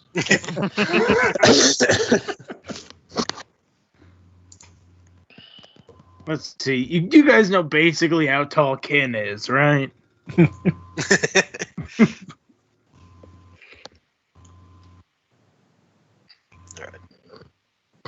Okay, so reconvening. Yeah. I shared the information about the manor and said that definitely. All right, so we'll go in there and we'll burn it down. I mean, I'm not saying that's plan A, but I think that's a strong plan B, guys. I'm not opposed to that. B No, for really, bird. it's a 0 level spell. Spark might not cut it though. Yes, maybe something bigger. And it'll make searching for all the valuables within just that much more difficult. As I Big said, pile. plan B. But also at the same time, if I have a hunch here that there's probably some Thessalonian ruins under there, and that's what might be kicking this stuff off. I mean, half this land is built on top of Thessalonian ruins. That's fair. It could be I- interesting. What I are mean- the odds that we find a path from there to Sandpoint here? Not impossible, because I was about to say, we are standing on Thessalonian ruins right now. Speaking of, one of these days soon I want to get back to that zero gravity chamber because that was just fun. Once we finish this, that'll be my treat. That'll be my treat. She just got mumbling to herself. You gotta treat yourself every now and then. Yeah, yeah. Mhm. Treat yourself. Well, I think Flash, we should, Girl, treat flashback to I'm a bird, just turned flying around in there. I think we should head over to Foxglove Manor today. I feel like the longer this goes on unchecked, the more people will die or get turned into ghouls. Oh, Neat. right. Well, we're all together. I did manage to find this. This is something that could potentially cure one of the animals. And for the other two, I managed to get a healing kit to so we could help treat him. I did just notice that Juan isn't doing well. Do you want to toss this his way and see if it helps him out? He'll take the one that only barely helps. You have two, right? You've got a full potion and then one that just might help. Just the one that might help, and I also got a healer's kit to help out with treat disease. Juan's pretty sturdy. I think he's going to be able to get over this if you might give him a hand. All right. I'm just picturing putting one in a headlock, trying to feed him the potion like an unruly dog. And I also beseech my patron for remove disease, I think it is. Remove sickness to also help should. No, Kenneth. You feed the potion to a rat, and you feed the rat to Juan. That's pretty smart. Bada bing, bada boom. Or a small child. Or a small... what? Huh? Does remove sickness work? How's that work? It adds a +4 to saving throws against disease. Oh, yeah, So that'll fair help. between that and the medical kit. Good. That's just as good as the potion, so... I think Juan definitely looks on you fondly, so any attempts to help him will be well received. Okay. So did you want to use the potion, or do you want to pass that on to one of the cats? Let the cats use those. Those are definitely lesser creatures. Then she'll hand it off to Gogmert and say, I'll let you pick which one you favor the most. Okay, Dad, pick your favorite. That one. Just no hesitation. You, what's your name? I think Scrimshaw is the one who needs it right now, right? Because Scrimshaw is the one that passed his first save and hasn't taken any damage from it. Okay, so yeah, I get Tangletooth has dex damage from it still, and he hasn't passed any saves yet. I'll tell you now, since you guys passed a knowledge roll, you need 2 consecutive saves to save from it. How many chances do you get? So basically, you have to pass 2 in a row. So if you pass 1 and then fail 1, it starts over. Okay. Gotcha. So I still Anyways, need to giving do it to one more later Tangletooth. then? No, you took the potion, so it Oh, should I be did consecutive. remove disease, not Yeah. disease. Okay, yeah. So yeah, if you feed him the potion, go ahead and roll a d20 plus 5. If you wish to use a hero point to add to it beforehand, you can. Might not hurt. Allow the 100 gold pieces to go further. How much is that in hero point? Add 8 plus 8. So plus 8 plus 5. Good chance that you're going to pass it with that way. So, yep, you're good.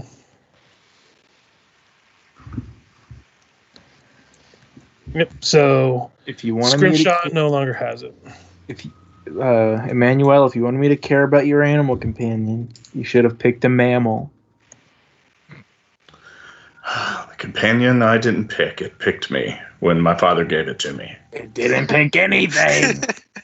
You would think It's a the soulless reptile. Oh, Daddy's buying his son a big snake. Ooh. He didn't buy it. He's bred them for decades in his stables. It's a tradition of my family. Wait, are you half snake? Oh, wait, not that type. Sorry. That's not what I mean. No, that's Guys, his dad, his anaconda doesn't want none unless you got muns, hun.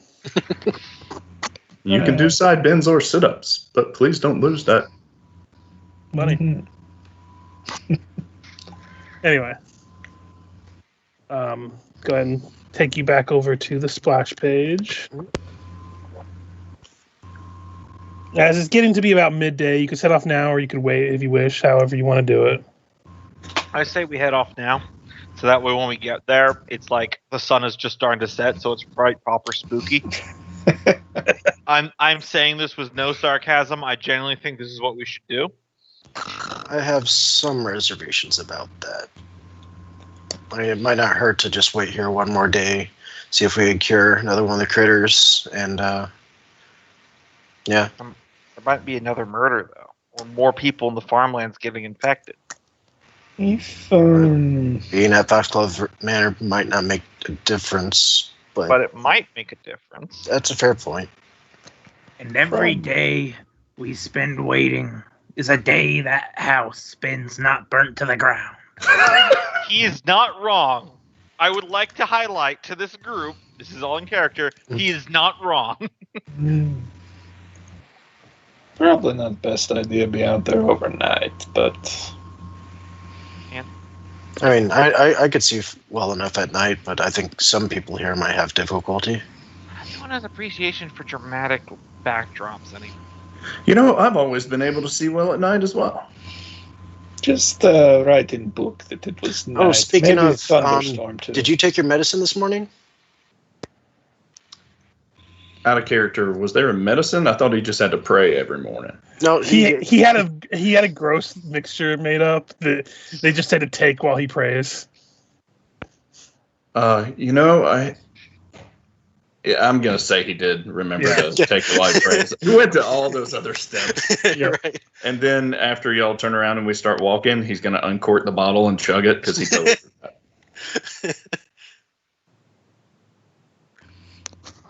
Seth, do you want to stay the night or are you going to set out? You guys know my vote. He's better sooner than later. But Yeah, I mean, I joke about the afternoon thing, but we're really going to be getting there like 3:30 in the afternoon. Okay. The undead have all the time in the world. I'm worried to fight him at nightfall, but again, I think there's also the argument of sooner rather than later is a valid one. So I'll withhold my vote and just go with a popular decision. Cop out. Yeah, What? exactly. I have no qualms about that. Oh no, the cops are out.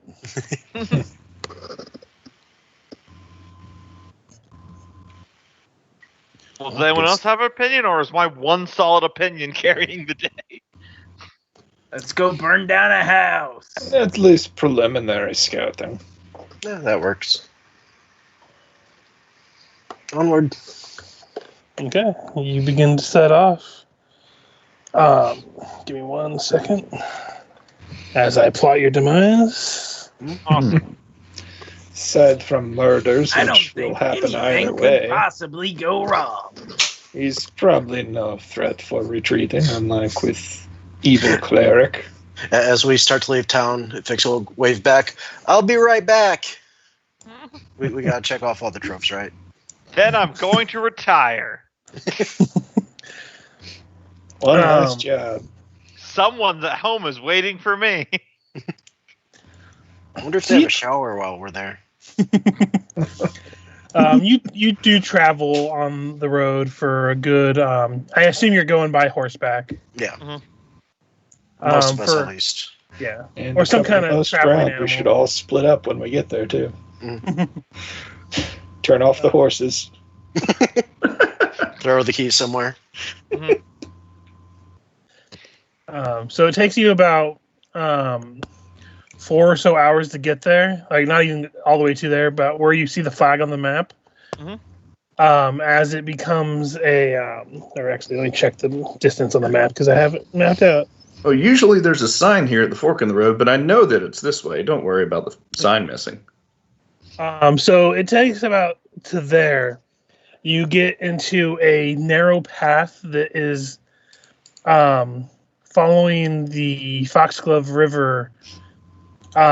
It's enough rocky areas that you have to leave your horses behind from here.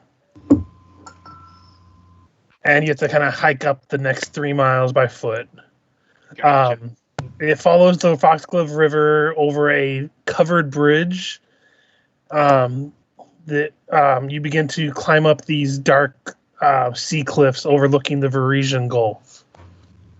You hear wild seabirds calling out to the roaring ocean that churns hundreds of feet below. But as you grow closer to the Foxglove Manor, or at least where you seem to think where it is, nature itself seems to have start becoming sick and twisted. Nettles and thorns begin to grow prominent, replacing bushes and grass. Trees are become leafless and bent. The wind itself seems unnaturally cold and shrill. and whistles through the side cliffs.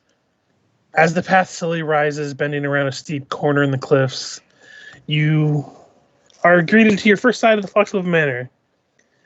The cold wind rises to a keening shriek as Foxglove Manor comes into view. The place has earned its local nickname of the Misgivings rather well, for it appears to be almost loathing its own perch on this high cliff above the ocean, as if the entire house was poised for a suicidal leap. The roof sags in many places, and mold and mildew cake crumbling walls. Vines of diseased-looking gray wisteria strangle the structure in several places and hang down below the house underneath these cliffs, the cliff edge, almost like tangled braids of hair. The house itself is even crooked, its gables angling sharply and breached in at least 3 places that you can see, replaced and repaired by sodden wood.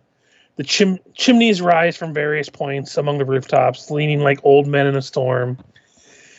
And a single grinning gargoyle faces towards the pathway, leering from underneath the eaves. And I am going to take you to a map. Lucilla's just seeing all this, and she's like, "Aw, yeah. This place is wretched. Perfect." And as you approach, you see the remains of this burnt-out building to the south on the map, which technically the map isn't exactly north on this map, but whatever. Yeah. I'm just going to say south. It's impossible to tell how many floors this outbuilding used to have, because all that remains is sooty, parched stone on its foundation. For a few walls still stand, but it is mostly collapsed into ruins. Lucilla points to that and says, "That used to be the servant's house. That burnt down." Is it raining? It is. As you get closer, it begins to rain, and you begin to hear a little bit of storm, but beginning to pick up. Fix would look to Lucilla. This is exactly everything you were hoping for, isn't it? Listen, I'm not going to lie to you and say no. Yes, sir. Hey, whoever makes for a good book, as long as we survive it, right? It's a good life, I'll have you know. The book comes after. Mm-hmm. Listen, anyone can stay inside and make tables for a living. Not everyone gets to investigate cursed, lost, haunted mansions. Save lives and stop a serial killer. Count your blessings. I'm not complaining about the job. I'm just complaining about the work conditions. Looking at the manor itself, it does indeed seem to be very old and mold encrusted.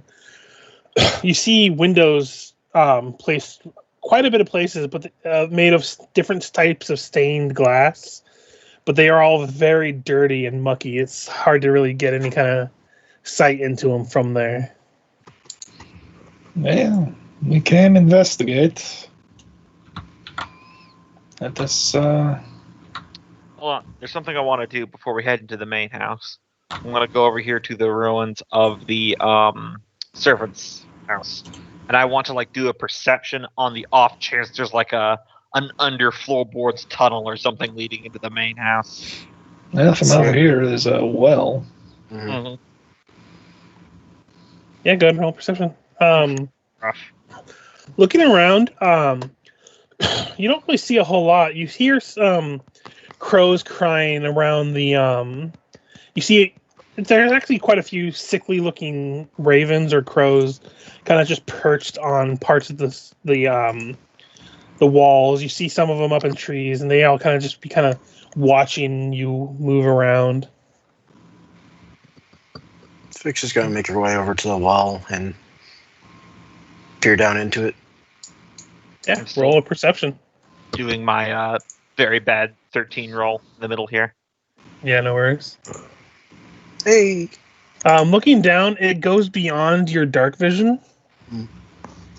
So you know it goes down at least 60 feet, but you're not sure how far after that. Does anybody...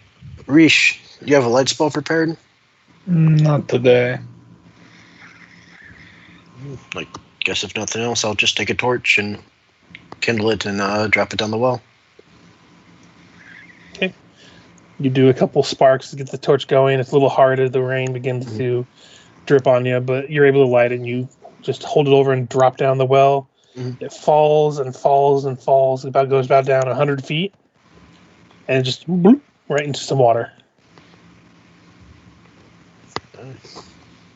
Yeah, anything? Just a deep, deep well, about 100 feet or so. Couldn't really make out any sort of opening along the way. Well, guess we just go for the big door then. Yeah, I was about to ask on our end, is that a door and that a door? Yes. Actually, out of curiosity, is See the a door bucket here? already? Is the bucket already descended, or is it still? Despite the picture, there is no bucket anymore. Okay. It's just a stone crumbling wooden well, or stone well. Okay. But yeah, as you approach, you see a main entrance that looks to be about here. Where? And there's am I on the GM layer? Yes, I am.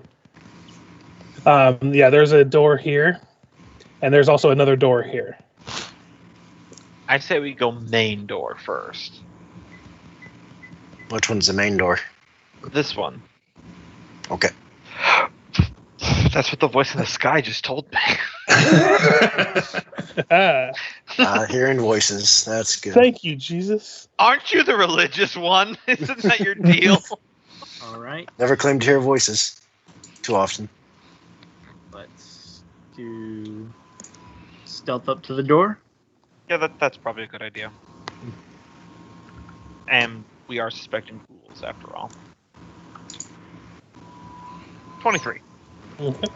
And then I'm next to the 10 of The cats will also stealth up to the door. I would like to make the argument that I'm so stealth because they cannot hear me over the sound of bricks kicking every stone. Just FYI, before we get into any further, I will tell you, Emanuele, that the entire time Juan's in here, even though he's a slithering machine, he will be squeezing in most rooms in this house. Then I'm going to go ahead and cast Reduce Animal on him. Okay. Take him down to medium size. How long does that last? Hours per day. I think I gotta get there. Hours per level? 5.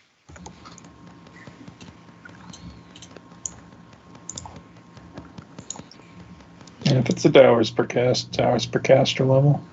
Yep. 1 hour per level, so 5 hours. Plus 2 to Dex, minus 2 to Strength. I can handle that. Okay, Plus 1 to attack and AC as well. I'm just going to do a perception to check this door for traps before we do it. Yeah, I was about to do the same. I was the rogue before you were. Setting character. Well, only one of us has the note that says +3 to locate traps. Yeah, Oh. and I can disable magical traps. What's your deal?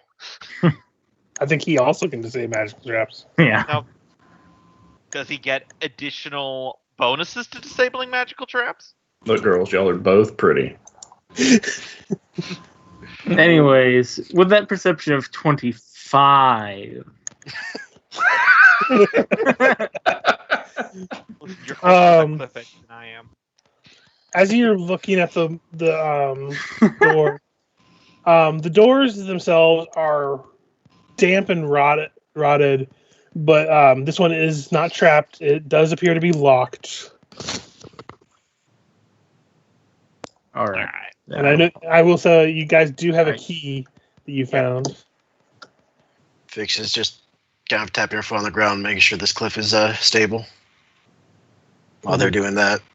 Yep, seems good. 6, you got a key? Gave it to Ris'sh, who has all the evil stuff. Whoever's carrying all the evil stuff. I Lucilla's just got have the one book, not all the books. Ris'sh is the other one. Only one of mine was evil. So Yeah, we were I at have a- equal evil books. Yeah, so I guess Ris'sh has it. Yeah. Guess I'll offer up the key because Well, whoever takes the key and you go to turn the door and unlock it, it does unlock, but the door seems to be stuck. So this would require a strength check to bust through it. By all means, after you, Gog. Quickly, have all of the animals pushed on the door. I mean, you can always aid another to try to help like push and stuff, but it's not a high DC. It just seems like the door's stuck, like it hasn't been opened in a while. It's just kind of warped into the frame. Yeah. All right. It's either that or Lucilla takes a running drop kick. Yeah, let's tear down this door. Just give it a shove. You don't need to tear it down. No, we're gonna tear it down. Don't worry about it. If we don't tear it Hey, down, we they could tried shut it the behind us. diplomatic option of picking the lock, okay? Now it's time for a little bit of well-placed Goblin force, finesse. okay? So I fireball into the building. So anyway, I started blasting. Again, played by Danny DeVito. Yep. Very in character. Oh, man. So I can love that I meme so be much. aided by the two cats? Yeah. It was clear that he was the most dangerous one. Or I would probably want to use one of them to roll because they'd have a better strength. Yeah, however you want to roll it. Anyone else who wants to can roll to aid. Juan, get up there and help him. Push that door down. Well, there's... Yep. You push and it just doesn't seem to budge. Scrimshaw just doesn't have the leverage. What about Tangletooth? As he's like kind of like nudging it a little bit, you all hear some feet coming from behind you as you see Tangletooth like doing a rapid fire charge trot, and it jumps and it just like full on just does that like almost like a drop kick with all four of its paws, and the door just. And hey, it works out because Scrimshaw was the one that's still sick. Yeah, that interior looks promising. Oh, yeah. Does Gogmert have any? He has dark vision, right? Yeah, he's a goblin. Okay. What I was is just that thing? Is that the gargoyle? I keep fucking up on Gogmert's thing. Hold on. That looks like a stuffed. That should work now. Hey. All right. You're bold of you to sort of stuffed. Okay, so Gogmert, as you enter, so the flavor text first. The sound of the house straining and creaking gives this long, high-ceilinged room an additional sense of age and decay. The place smells damp, the unpleasant tinge of mold lacing the air, as surely as it stains the wooden floors, walls, and furniture. Moldering trophies hang on the wall to the northeast: a boar, a bear, a fire-pelt cougar, a stag. Yet they all pale in comparison to the monster on display in the center of the room. Here crouches a 12-foot-long creature with the body of a lion, a scorpion's tail fitted with dozens of razor barbs, huge bat-like wings, and a deformed humanoid face. And hold on 1 second. You're a family of taxidermists, right? That's a 5 gold coin word. Yeah, there is going to be a thing that happens. So give me 1 second, because I don't want to fuck it up. Listen, Oh dear. out of character, guys. You guys have been playing games with me long enough that you know this is all just totally my thing right now. I watched so much Scooby-Doo as a kid. It's just the macabre has deeply ingrained itself into my psyche. So yeah, Gogmer, as you're entering here, you swear you catch the whiff of burning hair and flesh. You smell a couple times, and Someone's making dinner. but then it goes away. It doesn't linger. It just seems a little odd. Though once the door is open, I would like the rest of you and Gogmer as well to all roll perceptions. All right.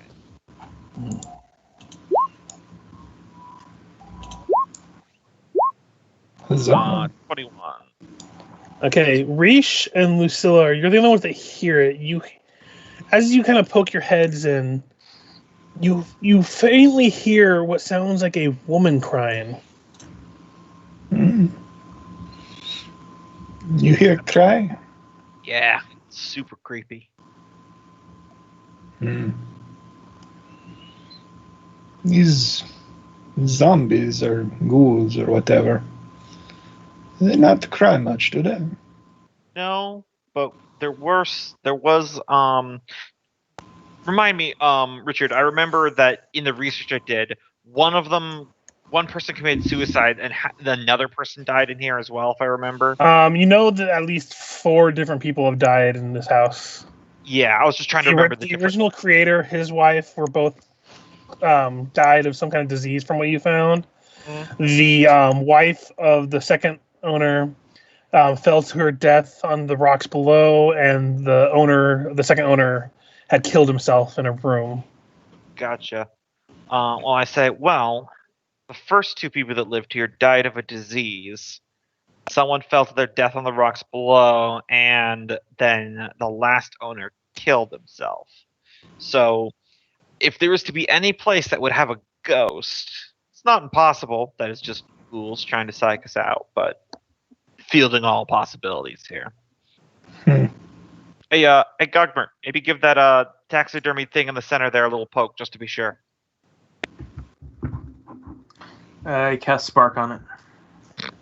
What do you cast Spark on? The manticore. How damp the mold is on it, it doesn't catch light with a spark. But it doesn't wig out, is the point. No. That's good. All right, I'm But put inside. what are the odds this thing gets like flesh mold animated or whatever? And we have to fight it. It's like a golem. Who knows? Look like the many rooms, stairs, maybe dining room over there. Points at the big Yeah, table. that's a dining room with bay windows, but man, that's the best. In fact, I used to hate the Haunted Mansion at Disneyland when I was a kid. Now I love it. So I have a weird relation with my fears. Like by the end of this Underdark campaign, I'm gonna love spiders. Mark my words. Pet tarantula coming in. It's my goal someday before I die to hold like one of those pet store tarantulas, just because that's like the sign that I'm finally over it. You know. Fix will use Detect Evil on the Manticore. It shows up as evil, but so does everything in this house. So it's Like, just a giant wall of evil. Literally every floorboard has that same evil presence you felt from that key that you found. Just being in here when you're detecting evil just sets off every. It's just looking at a light. Yeah. There is no. Yeah, Fix, you're just super uncomfortable. Emanuele, even with your celestial nature, even though you're not aware of it, sends these chills down your spine. Is it cold in here to anyone else? Yes. Mm-hmm. Out of character, I'd like to point out, I kept the trait just because I like the thematics of halflings are famous for just not being scared of much of anything. Yep. And so I kind of figure like in Lucilla's psychology, she notices the supernatural creepiness and wrongness of the place, but that kind of, based on her nature, just makes her double down even more. Lucilla, as you approach this little intersection here, you notice a rather gruesome antique. What appears to be a mummified monkey's head hangs on the northern wall. Its tiny mouth is agape with a bell pull extending from the monkey's gaping mouth. A ratty throw rug partially obscures a foul stain of dark-colored mold on the floor below you.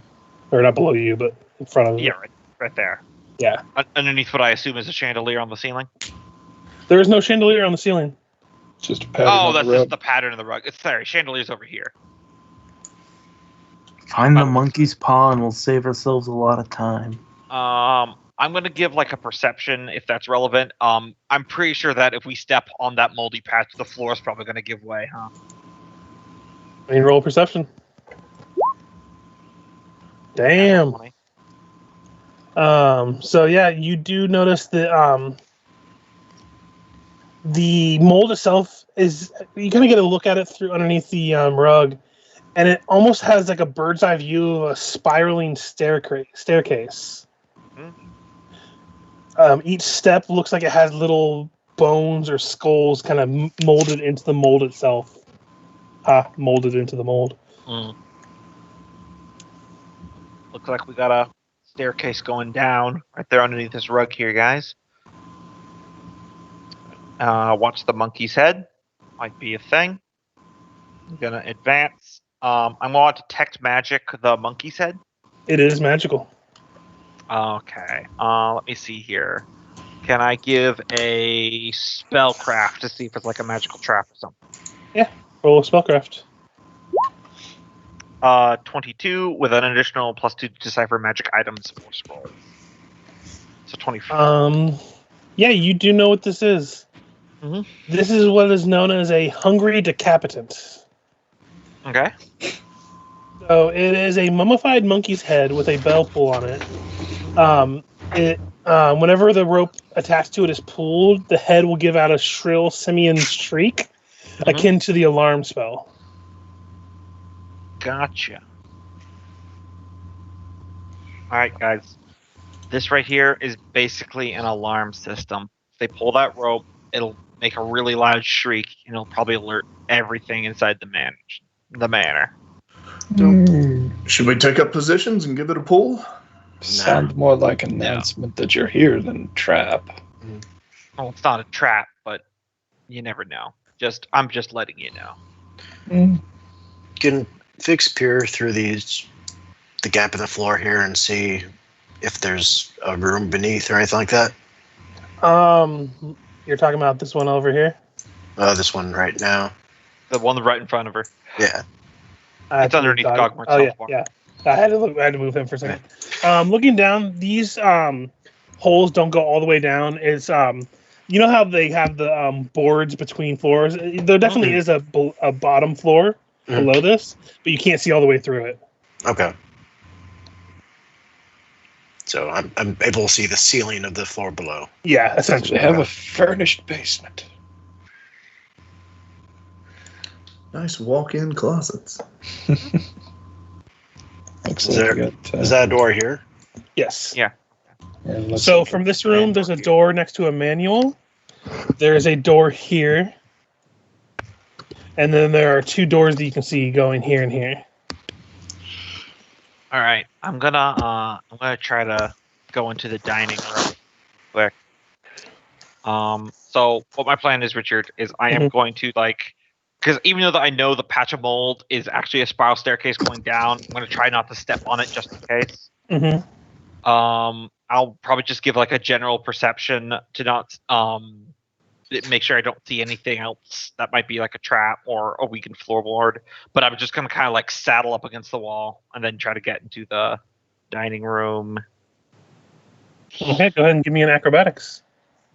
Okay. Try to delicately walk around it without touching any of it. It's not a problem.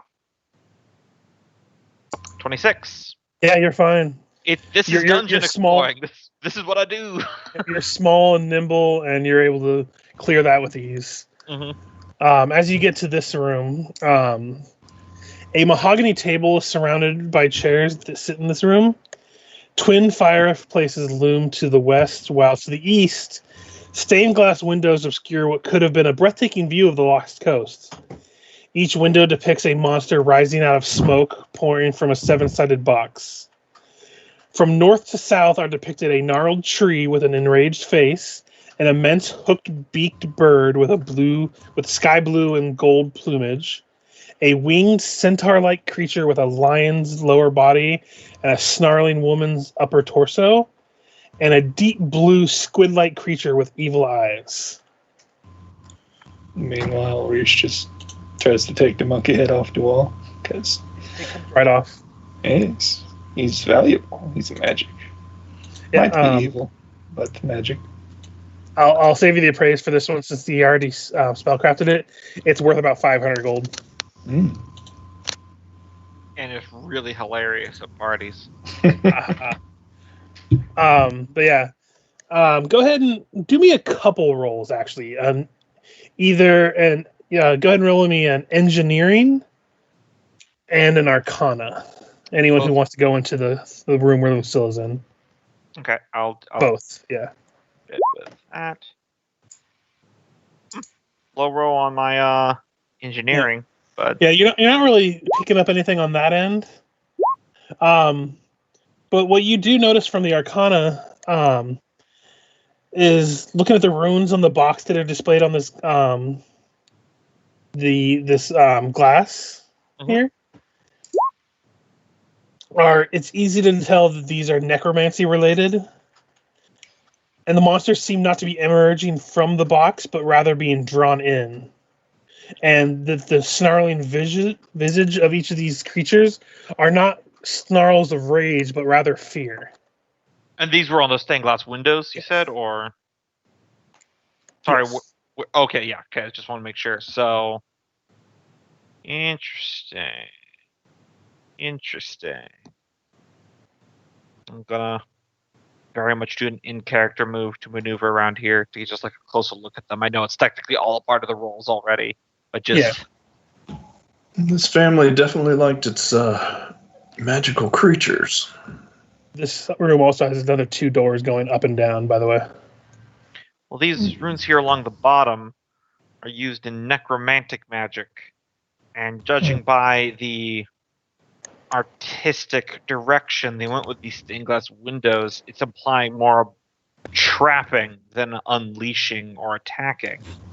So one of ancestors was mage who hunted mighty beasts. You see, they're not dead; they're being captured. Like, for Not always ending meat. Yeah, but when you're dealing with wizards and stuff, the distinction is really quite vast.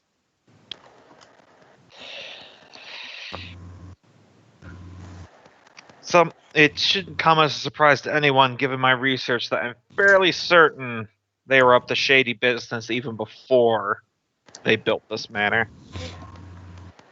Yeah, if Kina is right, whole place reek of evil. And no reason to doubt that skill of hers.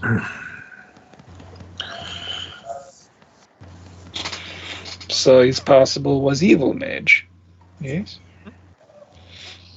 Well. Maybe he captured them for a reason related to evil, and that is why house so stink of it. Whoa, crazy fucking theory. What if an evil mage created the undead? Of course an evil mage created the undead. Well, all's left now is to pick a door.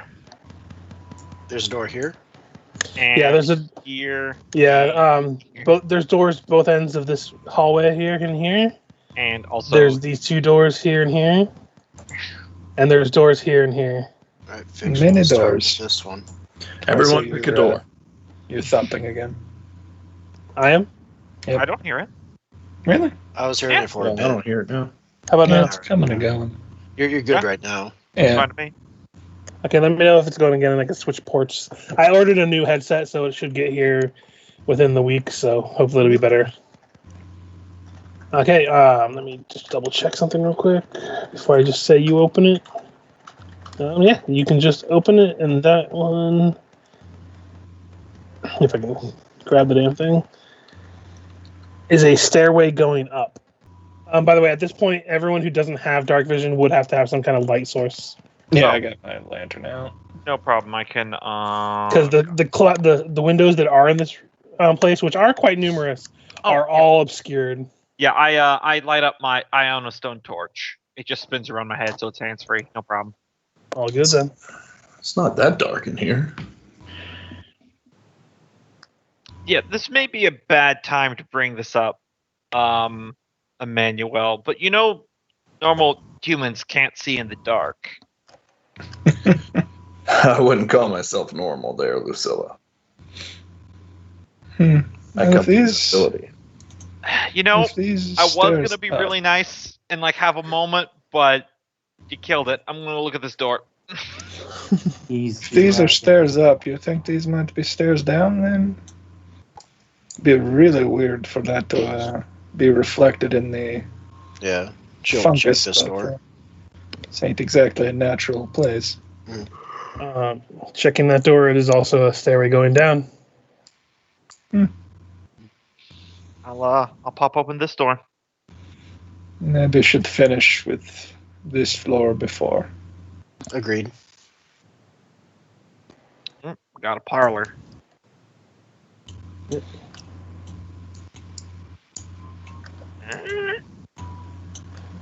Stepping into this room, this library here is a library. It features 2 chairs, one of which lies on its side before a stone fireplace.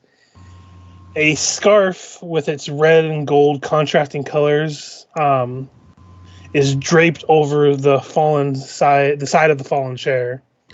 A book sits face down on the floor between the chairs, and a stone bookend carved so it looks like a praying angel with butterfly wings lies on its side in the fireplace. So, stuff went down in here.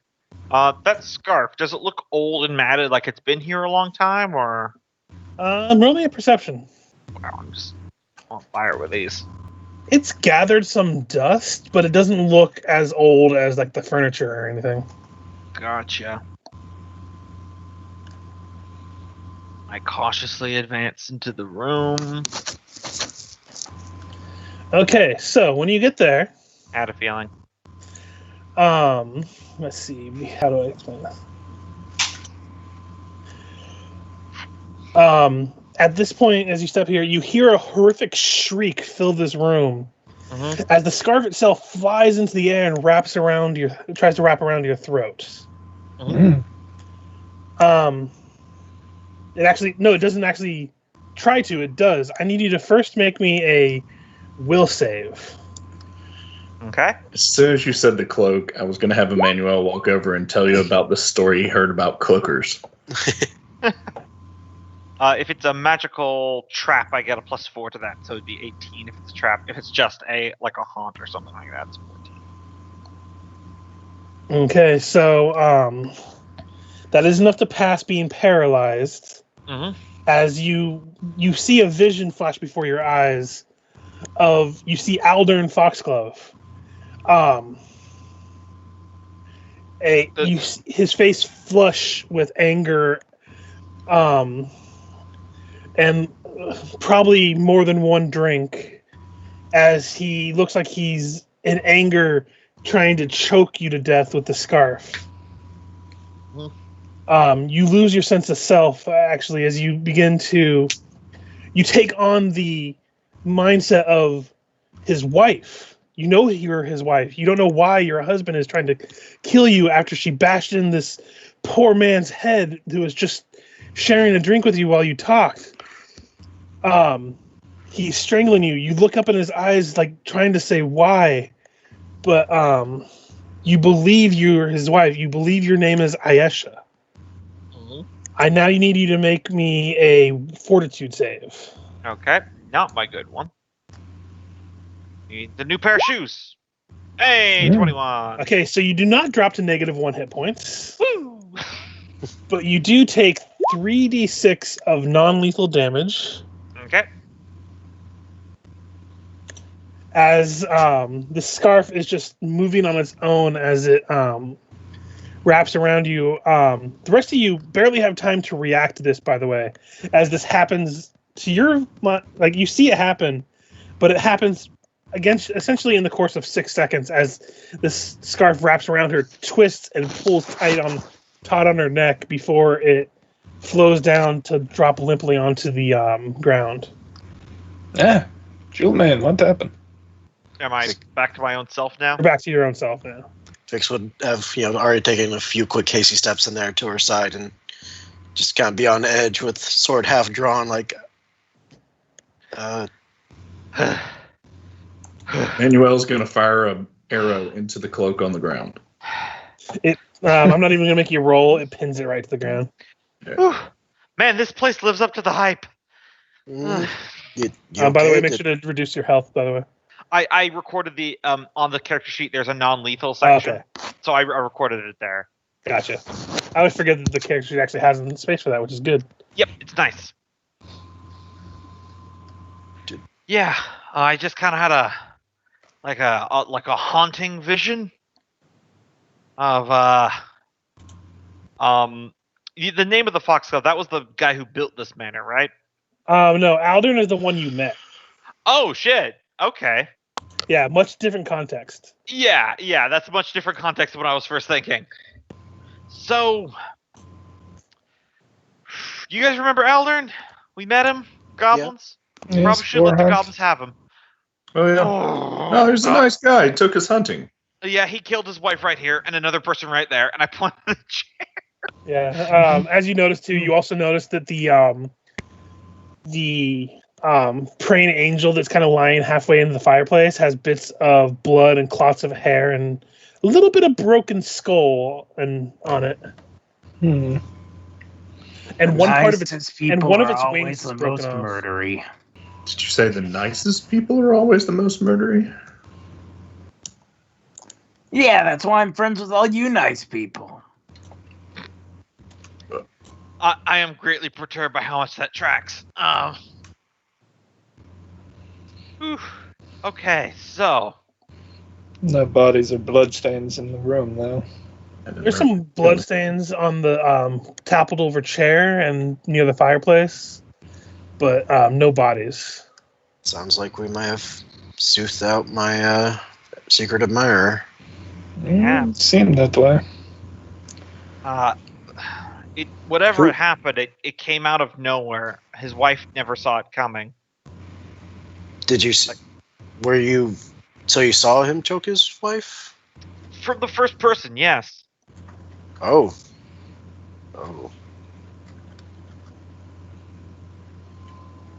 Yeah. By the way, He looked like a ghoul.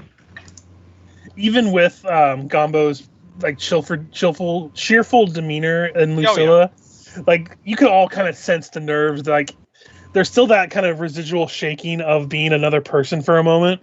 Oh yeah, definitely. But it's hard to keep a halfling down. Yeah, it's also one of those things where flippancy is a coping mechanism. Mm-hmm. Fix is going to check this door, assuming it's a door. Lucilla, did the attacker look like a ghoul? Nope, he just looked like a guy. Hmm. Go on, give me 1 second. Just like bends over, hands on knees. Okay. Yep. So- okay. Slap space. Good. Let's do it.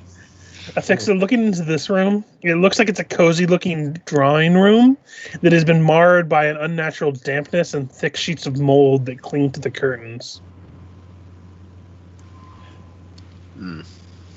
Moldy room. She would just kind of peek her head in around the corner. Is there a way I could do it without moving in fully? You're gonna roll a perception.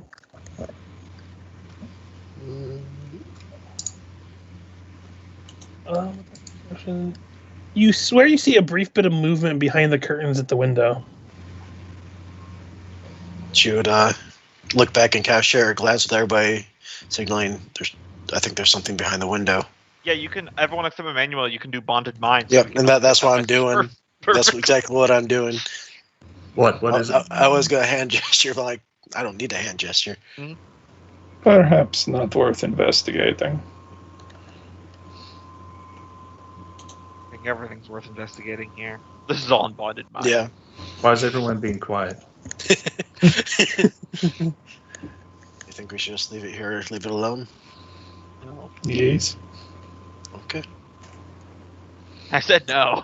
Oh, didn't hear you over, Ris'sh. Yep. So much Yeah. so much loud thinking. Yeah, Rish's eyebrows are so much louder than mine. I'm thinking over you. So if you know the murderer and you don't know the ones who were murdered, how do you know he was wrong to do it? You know, I was thinking, wait, is that in Bonded Mind? Yes. He's just excluded. Hey, Emanuele, do you mind Do you mind firing an arrow at these curtains over here? Not at all. Fix is going to kind of draw her sword and kind of raise her shield in sort of a defensive wall posture. He's going to knock it and start to draw it back, then pull it back down and look around. Everyone feeling okay? Okay. And he fires I a just shot. saw myself strangled to death, and I pull out my returning knife. You shoot at the window. Go ahead and make me an attack roll. It's an innocent person you murder.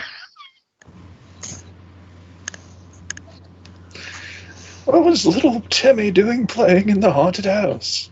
I assume it's within point blank range. Yeah. You shoot at the curtains, and you hear a resounding thunk as it hits some of the wood behind it. Nothing seems to happen. Got that curtain. Good. Remind me of the lore we know of this place. Did anybody fall to their death? Yeah. One person did. Yeah. I will close the door. Saying it out loud that someone jumped out the window and fell to the rocks below. Fix will close the door and say, well, if this room reenacts someone being choked to death, I'm afraid somebody going into that room might be inclined to jump to their death. So I say we pass on this one. Why is everyone so scared of a house with ghouls and ghasts in it? Can't we just kill them? Can you kill a fall to your death? You seem like also ghosts. Why would you fall to your death? Same reason Scarf reanimates with some sort of haunted history and tries to strangle somebody. Huh. Did anybody hear a door? Gogmert closes the door behind him. I have some haunted house ambience. Yeah, I like it. I like it. I love the idea that Gogmert closes the door and we all turn around and he's like, I wasn't raised in a barn. It's only polite. All right, Emanuele. I was raised on a communal farm. You're gonna open that door? Do you know when your dog gets old and then it goes to a farm upstate? Yeah, that's where I lived. I was in the farm upstate. That's where we killed your dog. That's where the dog factory is. Manuel, as you open this door to what looks to be some kind of old, decrepit lounge, it is a dusty room that features a long couch caked with white sheets of wispy fungus. Eddies of dust skitter along the warped floorboards as if caught up in the air by a slight breeze, yet there is no noticeable wind in the air. Nothing in there either. And he shuts the door back. You shut the door back again? Yep.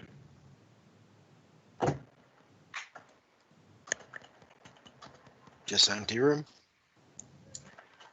Yep. I have a feeling we're going to have you did see a door on the inside of it, below, by the way. Just FYI. Except for that door on the other side of the room. Wait, what? I guess maybe we should go investigate. Yeah, that's what we're here for. Just so tired of empty rooms. I'm a man of action. Then go first. You'll probably find something. Mm-hmm. Excellent idea. Opens the door again.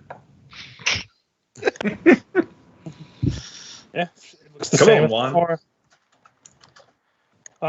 When you go inside, roll me a perception check. Okay, yeah. You as you notice the dust being disturbed, it almost looks as if an invisible person was pacing violently back and forth near the fireplace where you're now standing. As you pass through the path, you expose yourself to. It feels like at first another person's memory, but then it feels like your own memory.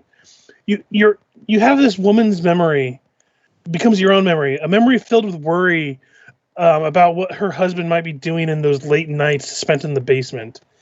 An instant later, you're suddenly convinced that one of the other characters in this house is a child, and you now you know something horrible is going to happen unless you get this person out of the house. I need you to roll me a will save. Oh, hilarity will ensue when he picks up Gogmert and flees. That fails. So you, as per the spell suggestion, must try to get one of the PCs out of the house as quickly as you can. And Do I I'm roll going to for it, roll. or do I just? I'm going to roll for it. One of the smaller characters. 1 and please. 2. I was just gonna pick up Lucilla and start. No, I was running. going to say 1 and 2 is Lucilla, 3 and 4 is Gogmert. All right. Gogmert, he's your child, and you must get him out of the house. Lucky for you, it wouldn't have been pleasant if you tried to pick me up without my consent again. Again, right. I was saving a dirty trick to give you the second condition, which is the equivalent of kicking you in the groin. Yeah. All right, here we go. Well, time Emanuele's to gonna die, turn you around. fucking fuck. None of the rest of you noticed this. This is like all in his head so far. I just love the fact that if this kicks off in Gogmert's mind, he's like, "Well, this is happening sooner than I expected. All right, time to take him out." Emanuele is going to turn around and say, "Everyone run out of the house!" And he's going to leap over here. Juan, heal! And have Juan come to him.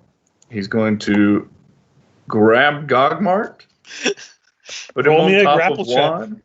Roll a grapple. Yeah. Yep. You're trying to grab Gogmert. Yeah. Come here, son.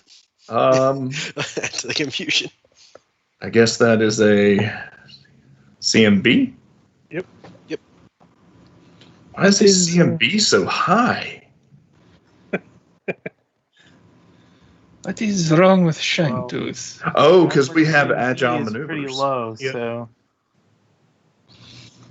yeah, that does it.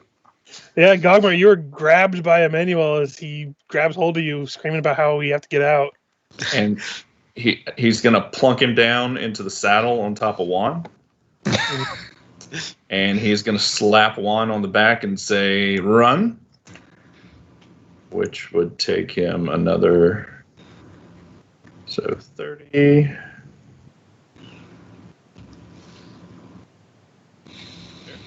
Okay, before he goes all the way out, when you get Gogmert dragged from to there, Gogmert, something's gonna happen to you now. Nothing else matters. We just have to get the little one out. Let me know when I'm able to take actions, Richard. Before as he's doing this, if you guys want to do something, let me know. I'm just gonna pull out my whip and I'm gonna hit Emanuele with it because it by default does non-lethal damage. So I'm just gonna. What? Y'all don't trust him? Y'all don't know what's in that room? Come on, it could have been something terrible. It It just is. watching in confusion. It's also kind of out of character for you, to be fair. Oh yeah. That you prioritize. Why? The part Gogmert. about picking up Gogmert, putting him Yeah, on top that's of because Juan? if, Like if a it kid. was if you're doing it to Lucilla, it might have been a question, but it's Gogmert. Maybe he just likes to do that to little people. That's just worse. It's fine. It can't actually do damage to you because you're wearing non-light armor. But No, he is wearing light armor.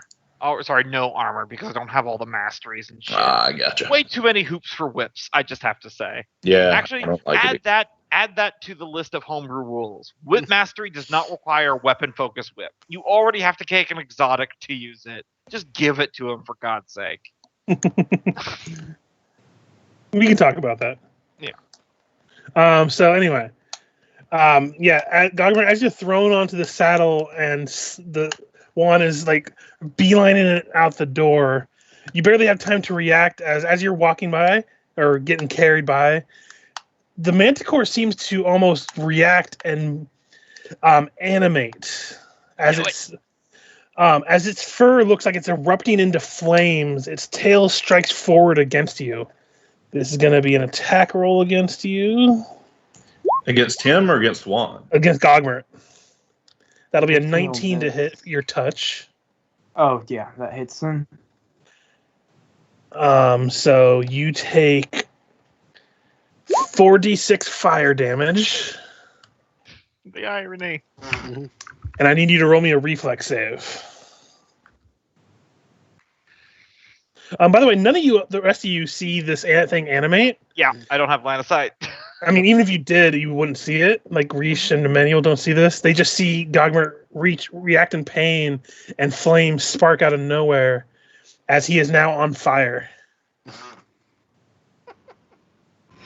No! So we're just going to go into a turn order here real quick. So everyone go ahead and roll some Let initiatives. me ask you, because you said I'm on fire now. Yes. Did I have it prepared? No, I didn't. Never mind.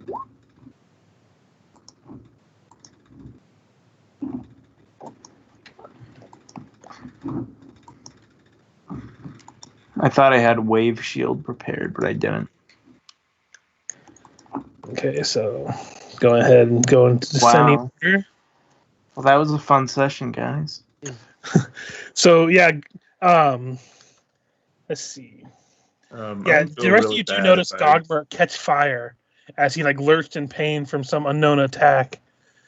Emanuele, you're still convinced you all have to get out of the house, but Ephixa, it is your turn to react to what's happening now.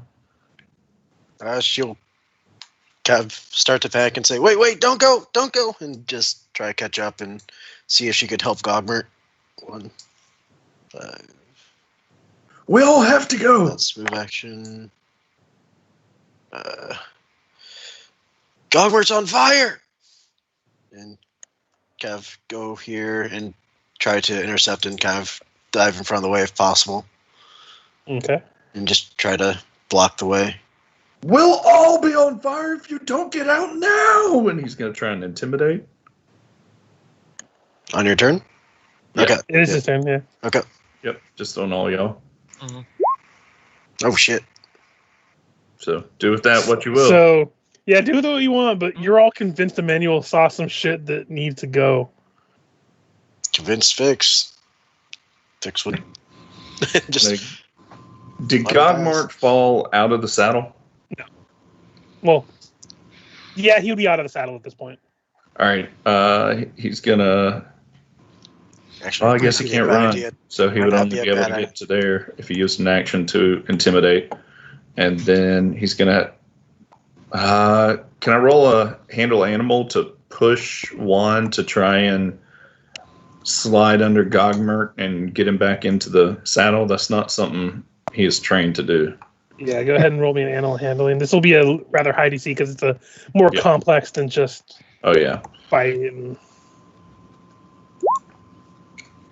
That's still pretty good. That's really damn high if you look at animal. I would say it takes his action to get underneath Gogmert.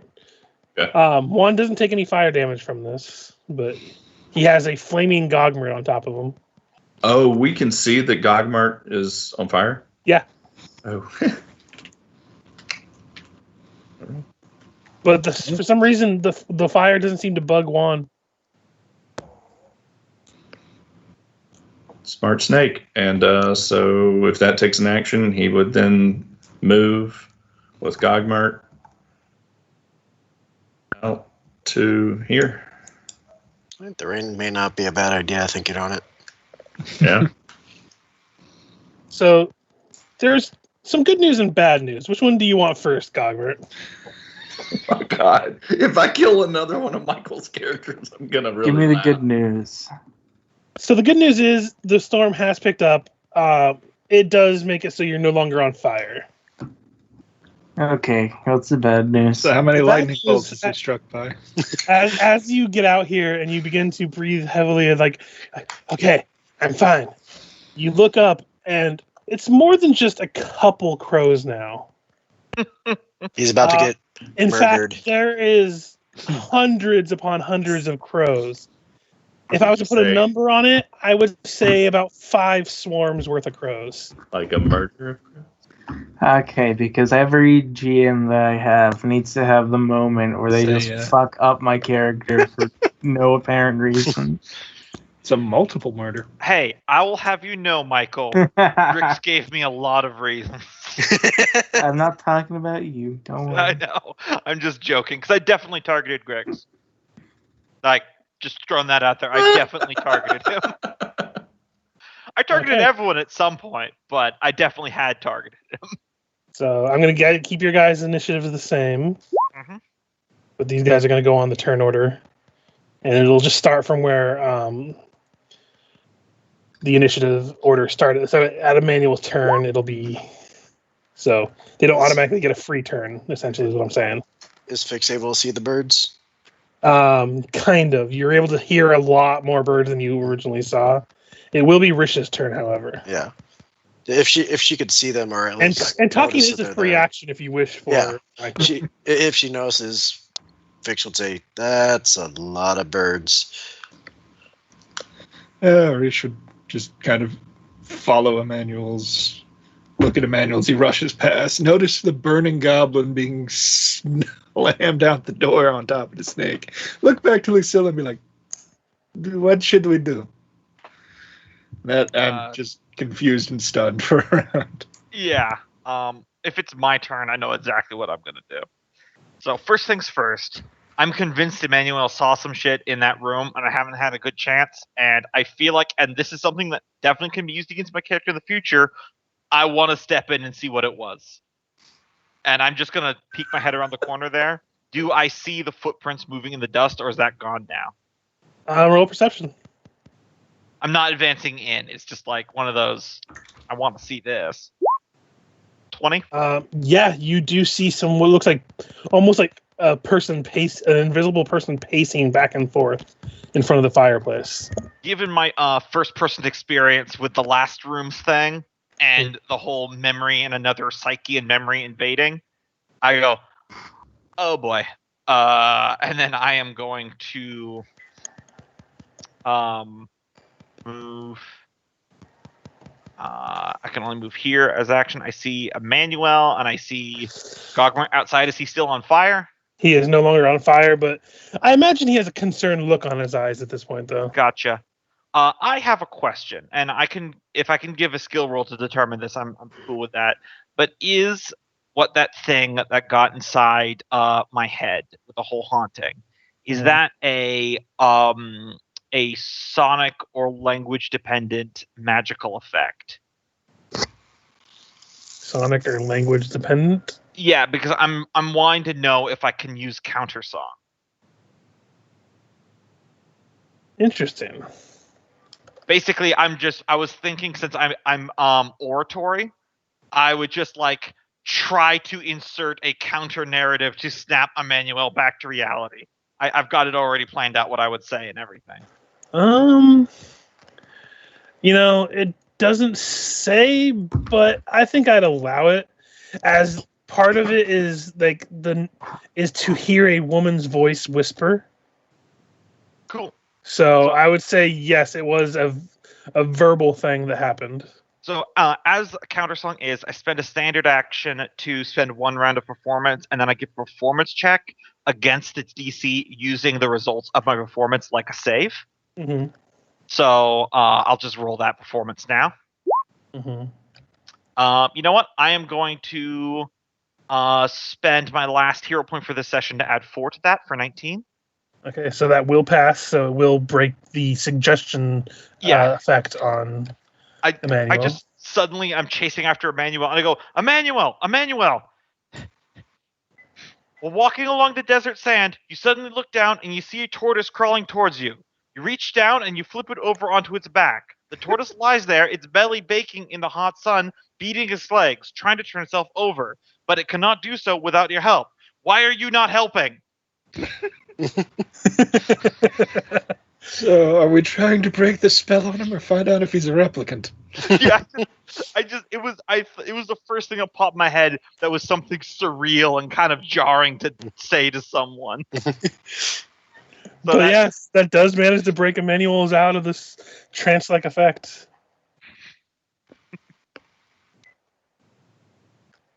Yeah. That'll be your turn? And that's my entire turn. Okay. Gogmert, you have a lot of birds around. All right. I'm going to cast Magic Fang on... Well, first I would have moved him, but... casting Magic Fang on Tangletooth and moving both of them there. And that's all I'm gonna do. Okay. Obviously, I'm getting off of Juan. Why? Gotta jump down. That's my turn. Ephixa. Fix will move in to close ranks and say we should probably be getting inside. Even as she lays a empowered Cure Light Wounds on him. Take 8 hit points. And then I think, yep, that's her turn, so move in standard for the spell. Okay. These things are gonna go. One's gonna share one space. One's gonna share Ephixa space. One's gonna share Tangletooth space. The other two cannot get far enough to share anyone's space. So the 3 of you are each gonna take a d6 of damage. 3, 6, and 6. So it's Juan takes 3, Tangletooth takes 6, Ephixa takes 6. And I need you all to roll me a save. Let me just double check. It's distraction, so it's a fortitude save. Okay. I'll use my guidance on it. So 31. Oh yeah. 1. Let's see. 10 plus. So Juan's the only one that fails. So you are distracted. You are nauseated for 1 round. Which means you can only are unable to attack, cast spells, or concentrate on spells. So basically, you can just move. But that will be that turn, and it is Emanuele's turn. And you're now snapped out of it. Yep. Emanuele looks around for. So now does he think he needs to find a turtle? No. Or did that just like counter the previous? It's counter song, so I just used my own somatic magic to counter somatic magic acting upon you. Okay, so he's clear now. Yeah. What the hell? I think one of the spirits or something whammied your mind, and you were in it deeper than I was. What is going on? Why is everyone outside? What are those crows doing to them? Well, I don't know about the crows, but you threw them out there. Yeah, they are swarmed with these crows. There's like hundreds of crows just swarming around them. He is going to call Juan back in, but let me see if I have a spell that would help. Nope. All right. So does it look like a bow shot would help if there are hundreds of them? It's a swarm. It's a swarm that I will say that I'll just tell you. Any attacks you make with any piercing or slashing weapons will be half damage, as they are considered tiny creatures. Yeah. He'll take a shot just up at one of the ones that is not on other people. And command Juan to come on in. Which one are you targeting? You said there were 2 that were higher that we can't see. Yeah. So he's going to take a shot at one of those so that he's not shooting right at one of his companions. Well, I don't think can you see them where you are? You can't, so you wouldn't be able to target them. Oh, okay. I thought thematically they're just up in the air. No, like they're actually tokens you just can't see. Yeah, all right, then he'd shoot at some of the birds above Juan, but not like on Juan. Yeah, gotcha. Yeah. With that shot, you're able to skewer like 6 birds in one bowstring or bow shot. It's the best shot ever. Yeah. And then Juan would react. They shoot out black rotted blood. Ew. That's unnecessary. Then Juan would instinctively bite 1 or 6. Yeah, he just reaches out and grabs, chomps down. Yeah, he wouldn't be able to constrict these. All right, and then he would come inside. Yeah, no AOs because they're a swarm. You're probably wondering how I got myself into this situation. Ris'sh. Background to me, I don't really have anything to offer to running away from the birds for him. Other than, seems like getting inside would be a good idea. Don't really. When in doubt, fireball. Gogmert would appreciate the irony, but I detonate. I actually don't have it prepared, and I don't. Did not put it on a scroll yet. Said no wizard ever. Hey, it might solve all the problems, but we're also being attacked by scarves and phantom feet. I don't think Fireball will beat those. I would like to quote a internet D&D player that I heard that said, if you meet a problem that can't be solved by a fireball, you just haven't thrown enough fireballs yet. Oh, yes. And I was, when it's a melted slag of a crater, you're probably in the clear. I figured we were going up against more one-on-one stuff, but I'm going to just wait here, see what happens. Okay. I could Ray of Frost at the... Well, actually, I'm going to roll a perception to see if I notice that they've got the black decayed blood. You can just set the DC at whatever. It wouldn't be too hard to figure out. Yeah, they definitely don't seem to be the most living of birds.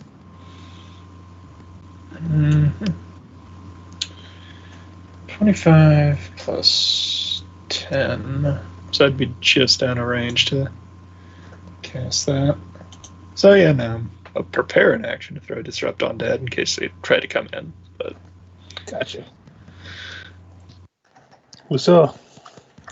Top of the turn, I would like to just thank the DM for letting me actually use Countersong. It's an ability that almost never gets used.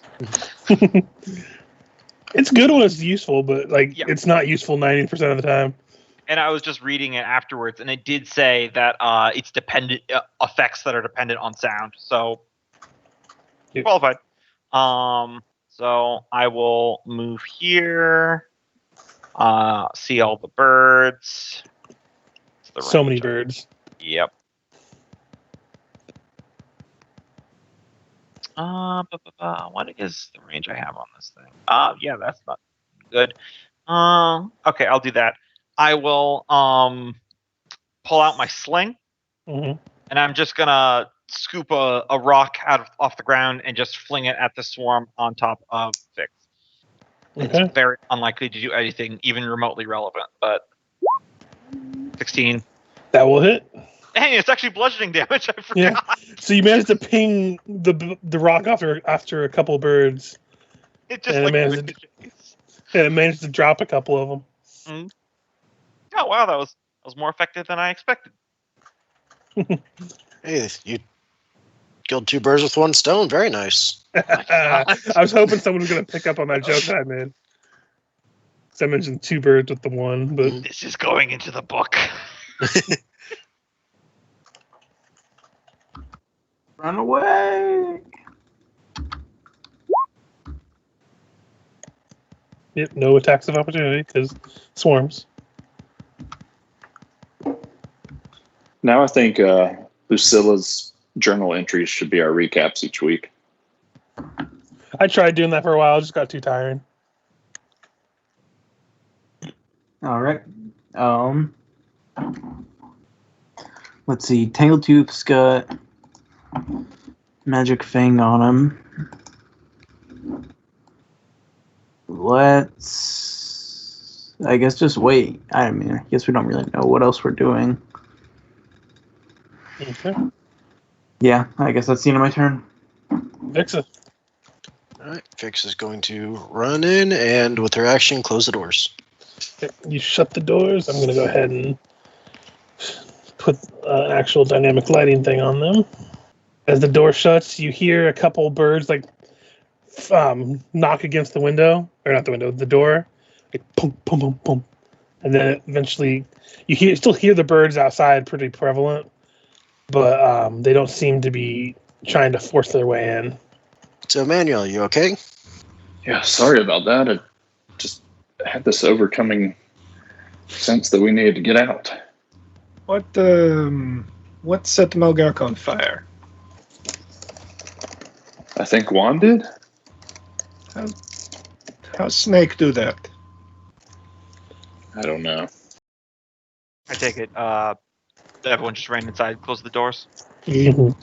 Gotcha. Well, that was an experience. Yeah, only Gogmert was the one that saw the Manticore come alive and attack him. The rest of you just saw him catch spontaneously on fire. I don't even think I had an angle for that. So, I heard an... sorry. I think the fire had to do with this thing over here. The manticore looking. Probably had to do with a haunting in this place. Supernaturally combusted you. Maybe you just saw it come to life? Yeah. Could be. Did not see move.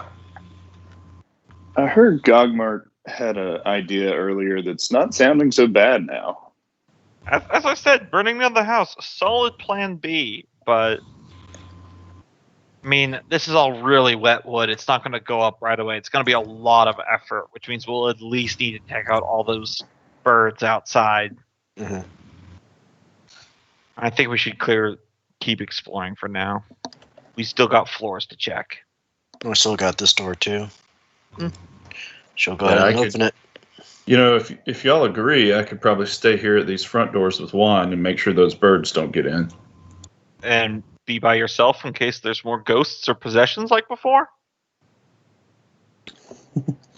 Anyway, to answer your, when you open the door, there's a door right across this little hallway, and it seems like there's a hallway going down the way.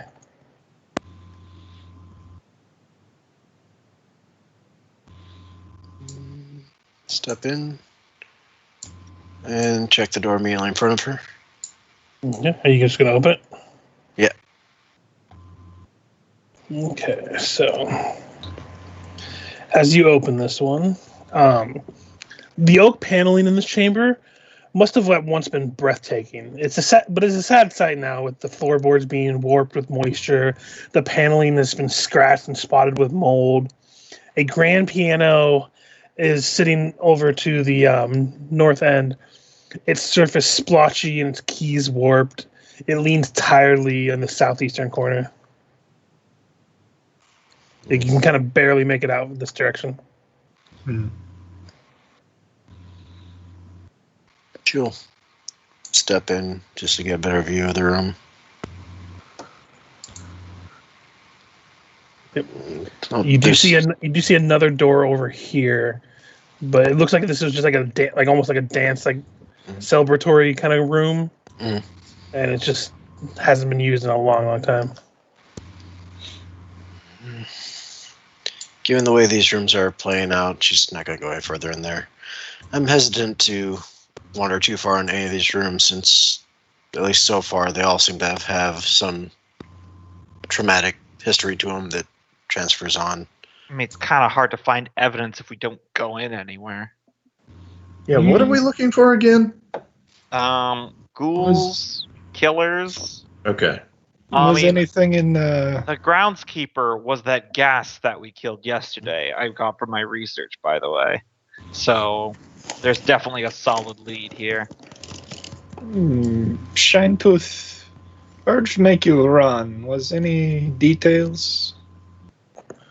It was kind of like Lucilla said. I was given these memories as if they were mine.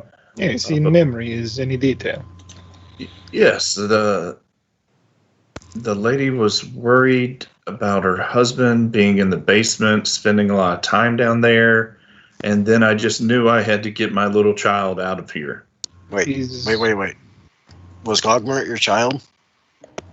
Yes. That's precious. No offense, Gogmert. He's Taken. Deservedly so. These sound like maybe basement is key. Yes, she was very worried. She was pacing in that room, worrying about what he was doing, spending so much time down there, which, in hindsight, probably isn't anything good. Do we just want to head straight down there, or do we want to check the rest of the house first? I mean, I want to check. The faster we can get out of here and solve whatever we're looking for, which I'm still not sure about, the better. So if we've got a lead, you don't want to leave a lead uncovered, right, Lucilla? If birds are attacking outside. I'm not saying we leave. I'm just saying that we check this door at the end of the hall and then we go downstairs. Fix will hold her breath as she walks past this particular pile of mold just to be safe. And then checks the store. Okay. It's like me in the grocery store during coronavirus. I hold my breath when I'm walking by people. This just looks like a simple washroom. An ancient metal washtub stands to the north, a ring of mildew crusting its inner surface, but you hear a strange scratching from inside the tub. Lucilla, what Yeah. in your research, was there a horrendous event in the wash tub? I mean, no, but the vision I had was probably just a few weeks ago. We met the guy that did the killing. So Right. probably all these things are recent, what we're experiencing. Well, there's no ghouls in here. I don't want to trigger another memory. I throw a rock at the tub. You hear some panic screeching. Wow. Sounds material. All right. There's a rat. I'll just try to snap you out of it if you get your mind whammied by it. Should we go in and check the tub? Unless it lifts you up and drops you in the tub or Inside, something. you see this. Wait, what? What was that? I said missed unless that. it lifts you up and drowns you in the tub or something. My in-character response was, "Wait, what?" So inside you in the tub, you see a rather grotesque-looking rat. It looks like most of its fur has kind of manged off. Mhm. Its eyes kind of almost hollow and sunken in, as it's like very diseased looking around, just kind of scratching and stuck in this bathtub. Oh, this is the wrong character to find this creature. Mhm. She'll take her shield off her arm and kind of try to scoop it out of the tub without touching it directly. Bleeding heart. It will attack you, so it will make an attack roll on you. But the good news is, with your AC, it can only hit you with a natural 19 or 20. It does not. It bites helplessly against like the mail that kind of makes up like your armor and gloves in the area. Tried. It's definitely a very vicious, like almost rabid rat. Oh man, it would be crazy if it's like its stomach just burst open and just like thousands of tiny spiders came out. Don't do What are that. y'all talking about? Don't do that. In character. I said that in character. Yeah. And I said that in character too. Don't do that. Oh.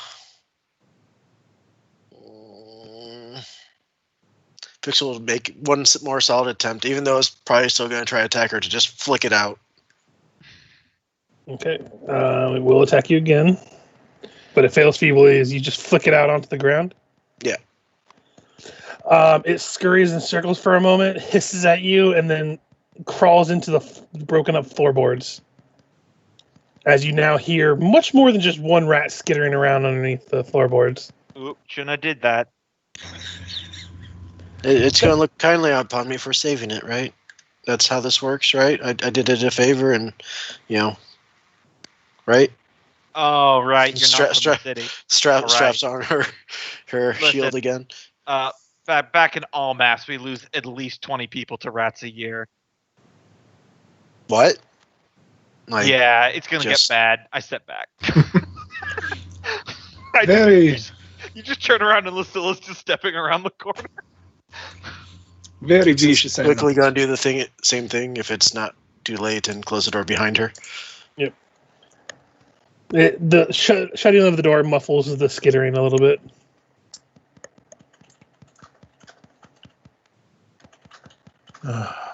Anything happen in that room? And just to check, she's gonna open up this door too, and probably see that we went in a circle. Yep. It looks familiar. So then backtrack. She found a rat. I saved a rat, and it's telling his friends how nice we are, and it's going to work out. It's going to pay out. It's going to pay out. Honey. Oh, honey. Oh, honey. Positive thinking. Bless you. Just Lucilla's just closes her eyes and shakes her head like, it's not going to work out like that. So, Bless your heart. shall we try up these stairs? No, we're going to the basement. That's where my vision led. And didn't we find downward stairs over here? Well, didn't we find two technically? Didn't you say that there's a spiral stair going down? Yeah, there's the spiral stairs right here. There actually is no spiral stairs there. Oh, there isn't? It's just What did I see? it's like mold that almost resembles a spiral stair. Like it's like there's a trigger for it, and then it would go ka-chunk, ka-chunk, ka-chunk, maybe? Or if Maybe, it's just I a don't know. design. It's made of the mold, so it's not like it's a design on the floor, so you're not entirely sure, I imagine. Check under the rug? I would just leave the road be. Why don't we just use the stairs? Bro, if we want to go to the basement, we can go to the basement. Well, if we want to figure this thing out and get out of here, that's where my vision is leading me. I mean, nothing could ever happen. Wait. in this place. Does it mean I had a vision? Vote to deal with haunt source, maybe. Yeah. If place still haunted, we can explore anyway, but I mean, True. all the ghost stories I've heard says that haunts usually are because like a body isn't preserved properly or something like that. So this guy, what? He killed a bunch of birds and rats? His wife and another person. And I haven't seen any children yet. Lucilla, roll me a knowledge religion. Actually, anyone who saw those crows can roll that. 13, pretty low for me, but I can't do any rerolls. Yep, never mind.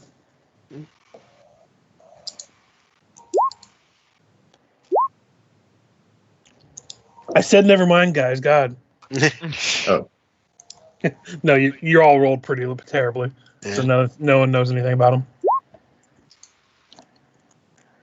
I see said one that's crap. enough. Lightning bolts burst through the The ceiling. and hit religious nuts Ris'sh. are in our other game, guys. Oh man, this just reminds me of Scriff from Kenneth's game, and who I on the fly decided he had a crippling fear of the undead, so he just walked around haunted mansions like Luigi from Luigi's Mansion, just shining a flashlight at everything. Well, are we doing this thing? Yep, let's head down. So, All right, Okay. kick open this door. So I'm going to put you guys in a line here in a set for a second. Who's going down first? fix one. Okay, so I'm going to put you here. No, stop. I need to copy your guys' token once you guys pick a path, and it's a little hard to place people in that. I'm So- gonna be behind her. Okay. I'll move the animals after I move you guys, so just kind of Yeah. put yourselves in a line behind Logical. Fix and Lucilla. I like Emanuele in the back since he's ranged. Fair enough. Look like Gogmert's going to be somewhere around there. Like, realistically, I should be towards more the middle, but I feel like in character, I would want to be closer to the front. Yeah, we can't keep the halfling away from the front. Too eager. Okay, so close that too. Crazy that I've got like 4 less hit points than you now, Co. Oh yeah, Emanuele has very low hit points. I've Also, how rolled- long does it take non-lethal damage to go away? A few hours, I think. Okay, just checking. Because I know I could just cure wounds myself and it would instantly evaporate. I do remember it basically all gets healed by a single cure effect, but No, from what I recall, it basically heals alongside lethal damage or normal damage. Mm. I don't think Either way. I'm not casting anything right now, so. So yeah, I think you guys are on the map layer, the right one now. Yep. As you all make your way down, Fix, you're the first one to see this large oaken table is covered with moldy stains and rat droppings. It sits in the center of this large kitchen.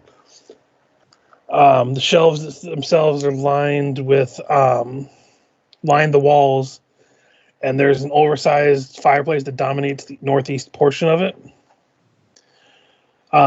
Shelves in the southwest wall are in much greater state of disarray, and 2 1-foot wide cracks in the wall near the floor lead into the earth beyond the basement walls. And throughout this room, you hear just the skittering of rat feet.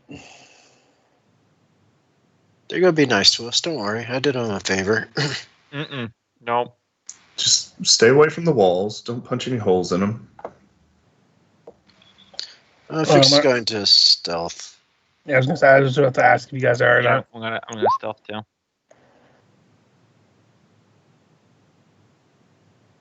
Wow, my rolls have deserted me.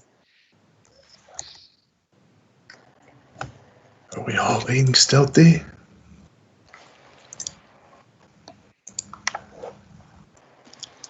Looks like 3 of you are. So yeah, as you make your way down, Lucilla, you're the first one to make any noticeable. As you go down, you didn't notice that there was like a metal plate that had been scattered across the ground. Mm-hmm. Meanwhile, Gogmert's invisible. And when you hit it, it clang, clang, clang, clang across the ground. Mm-hmm.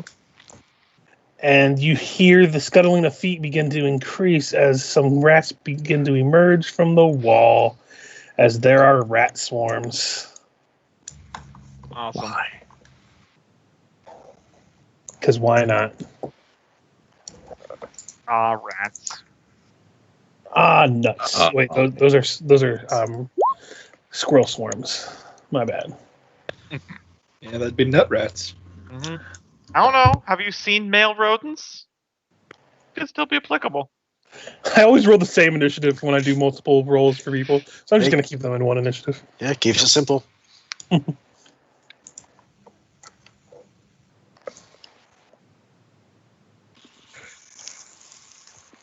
Just need one from Gogmert. I'm sorry, you need a Initiative. not roll. There we go. Don't worry, the rats only know where Lucilla is. Well, they definitely don't know where Gogmert is, so you're safe on that. It's gone. Emanuele doesn't even know where Gogmert is. Like you're looking down the stairs and you're like, where the hell is Gogmert? And just because you're the player, you look up and you see him kind of like spread eagle on the top part of the wall, like above you guys, like Splinter Cell. Mhm. When he moves, you don't actually see him move. So there's just a puff of smoke and he's gone. But it is Ris'sh's turn as you see dozens of rats emerge from these holes in the wall. Smoke in the shape of his big smile.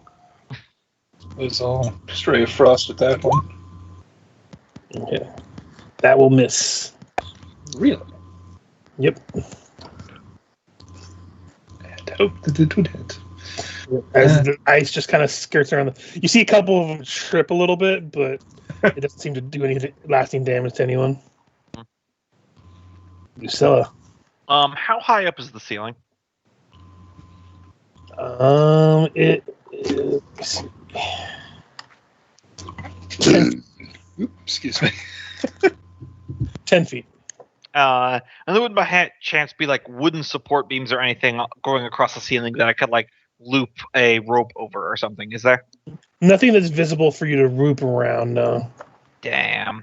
Otherwise, because if there was, I was just going to throw my whip up there and then climb up it and get off the ground because those suckers won't jump. Uh, No, unfortunately, there doesn't seem to be a way to like loop around like that.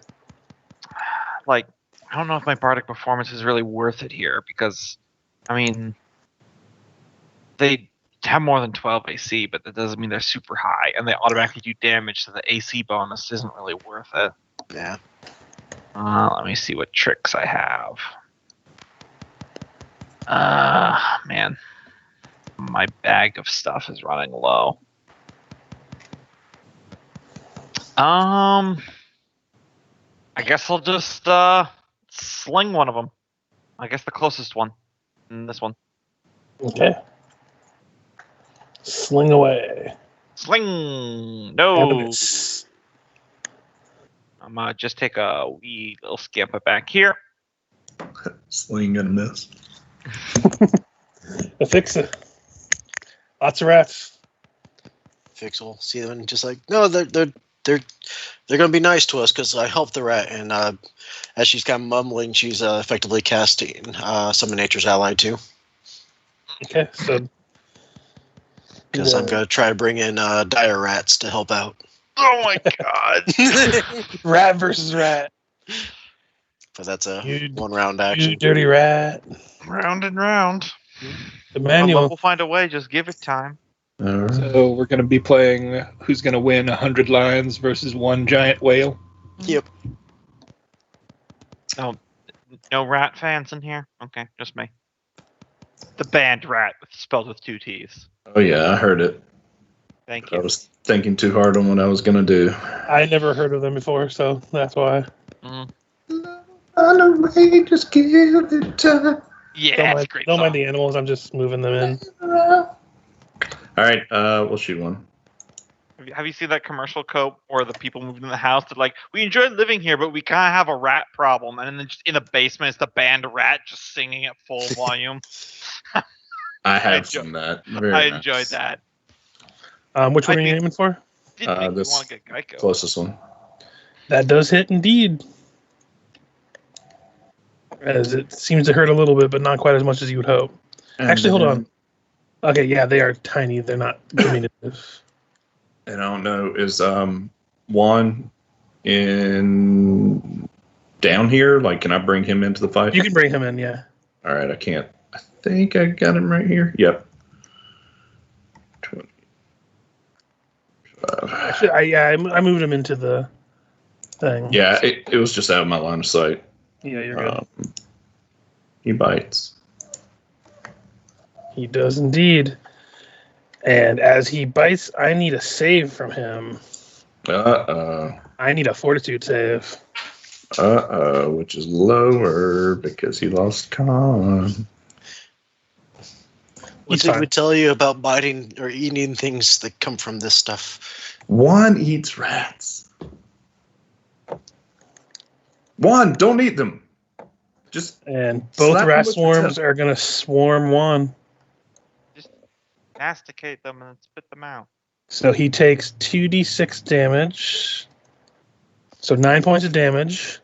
And then I need 2 fortitude saves. One is the loneliest number that you ever do. Oh, Ooh. ghoul fever and He contracts something. ghoul fever and something. I'll make sure to spread around town that that Emanuele Snake has all sorts of diseases to it, so you shouldn't, stay with him. Peek behind the curtain. This is way worse than ghoul fever. Just imagine that And just then all casually the making animals- conversation with someone at the tavern. Yeah, his snake has so many diseases. I don't know why he keeps having it stick its head in all those places. Yeah, Manuel Michael, has a you lot know of what this is. STDs. And then all the animal. I was gonna ask Richard. Did they mention it that early on? Do you want the Black Death? Because this is how we get the Black Death. What you know, it's kind of. I'm not sure what they changed in that book or anything, but yeah, this is definitely what the thing we were talking about is. Okay. So yeah, it's your turn. All right. If wherever you are, this is a good time for fire. Let's see. We got these guys over here. It's time to burn this house down. Well, foundations are stone, which means the problem area might be unaffected. All right, let's get some cats in here. Clean up these rats. Don't let me. It's the Pied Piper. It's just gonna be a giant animal companion battle.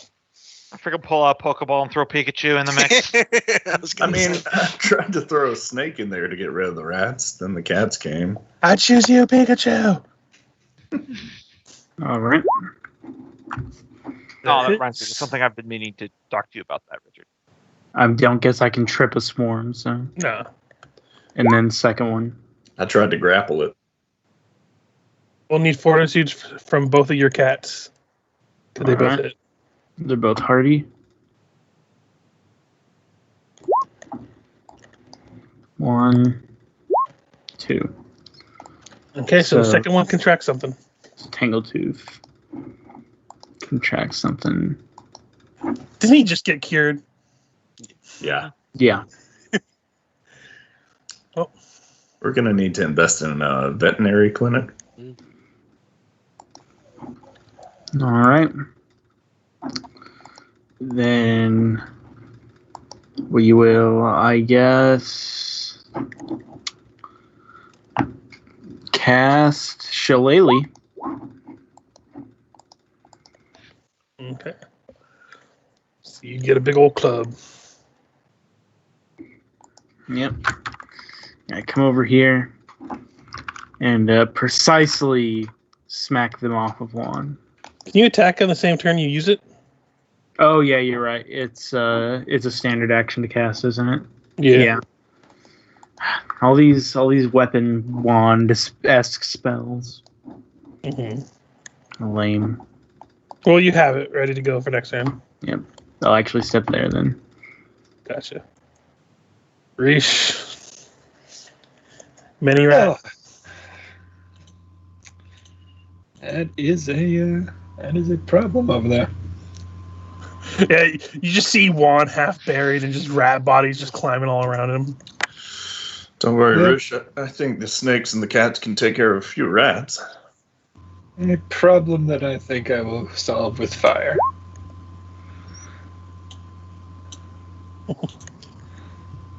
Okay, so First the one rat, then the other rat. Don't burn my snake. And I'll go ahead and upcast that for DC. so DC will be 17, Yep.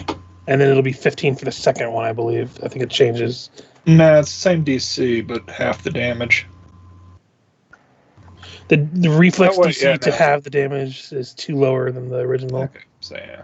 Yeah, so first one, Damn. and Damn rat. second one. Still 11 damage and 4 damage. But Richard, That will kill this one here, Richard only rolls good when he's DMing. pretty much. That's a good way to be. Otherwise, I took them off the order, but I know where they are, so. It's unfortunate when you're a DM and you have this big, epic, built-up boss, but then all you get is 2s and 1s, and the party just smears them. yeah, I feel like Gombo had you're having a hard run of that. It's okay. I only roll really well when I don't want to kill the party.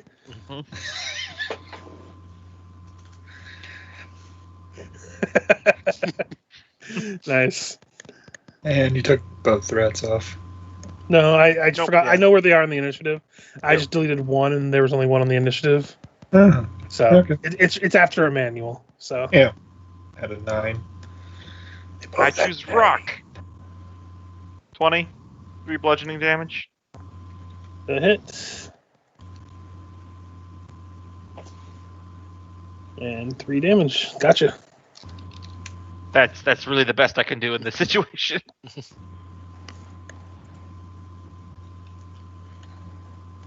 Got it. Ephixa. At this point, let's see how many. 1d3. 3 dire rats come from the walls and proceed to attack the rats. The rat swarm. Okay. See, I think I have a token for a rat. Give me a second. Yeah, that's right. All the animals. I assume you already have the sheet Yep. up. I do. And she would cheer, "Hey, see, I told you!" As they move in and start biting the smaller ones. I can't tell if that was the same rat. They all look the same to me.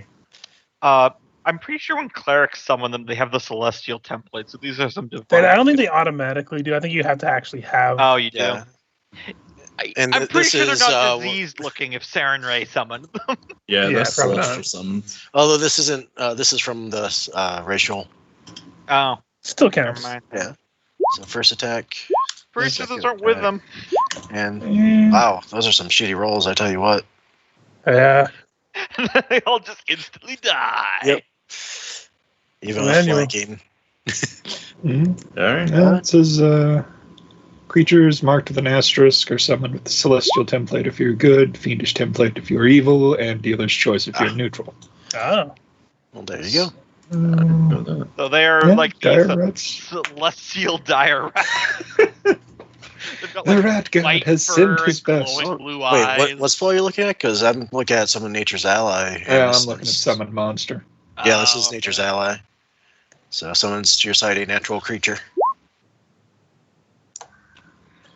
Well, good thing is he can't get more poisoned with this or diseased with this. Another good news is you kill the rats. All As he four. he finally managed to. Not those big ones. You'll have to deal with them. You'll have to deal with them now. Da-da-da-da-da-da-da-da. The question is, do we open up one of these doors and end it on seeing the giant beast monster that we're going to have to fight down here? Does that hit Well- one of the rats?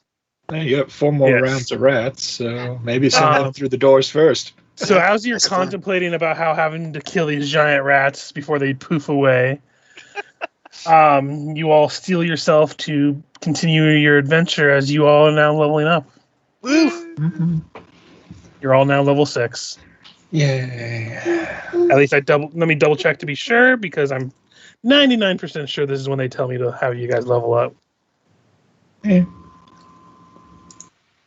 So you level up 6th level after they begin investigating Foxglove Manor. So yeah. Woo! And All right. All right. I take my first level in. Can I examine Juan and tell what is wrong with him? You would have to do a heal check, yes. Before we... I'm just going to go ahead and stop recording, though. Fix. Can you give me a hand and see? Juan looks more hurt than I think rats would make him. Asking for an aid. Oh, yeah. Oh. Yeah, if you want to have people aid you, you can just stack those bonuses on there. Okay. A fix does not aid, though. Yeah. Yeah, that was it. Um, Well, Gogmert, you know a lot about animals. so this looks like the 17 is enough to learn a little bit. This seems to be like almost like an advanced version of Ghoul Fever. Oh, well, that's not good.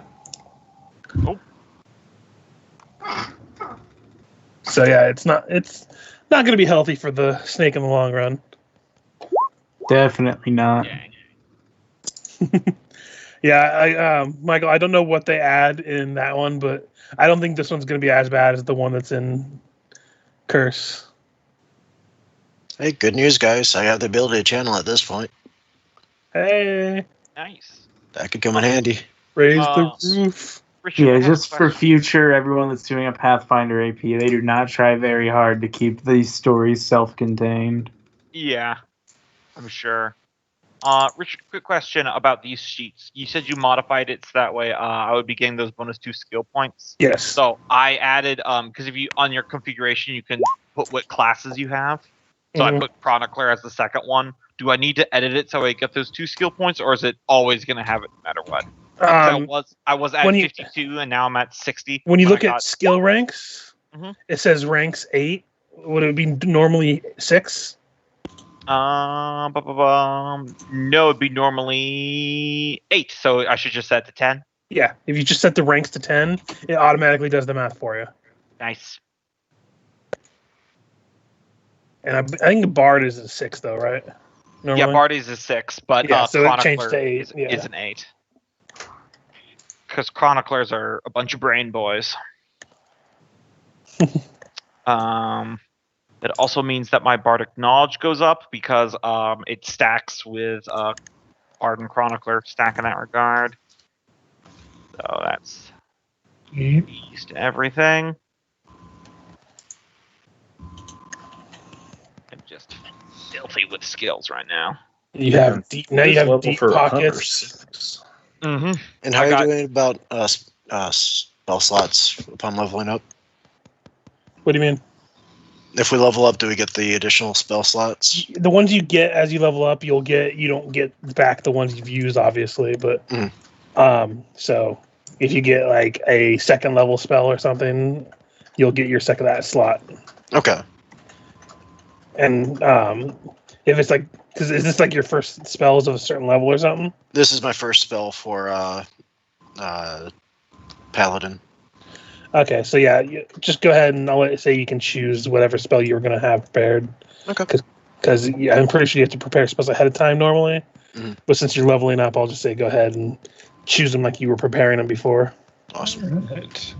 Now I can take a 10 and use any wand. I know what it is. Also, keep in mind, guys, the what is it? You get bonus spell slots depending on what your casting stats at. Yep. Mhm. So, just FYI, if you don't remember that. Yep.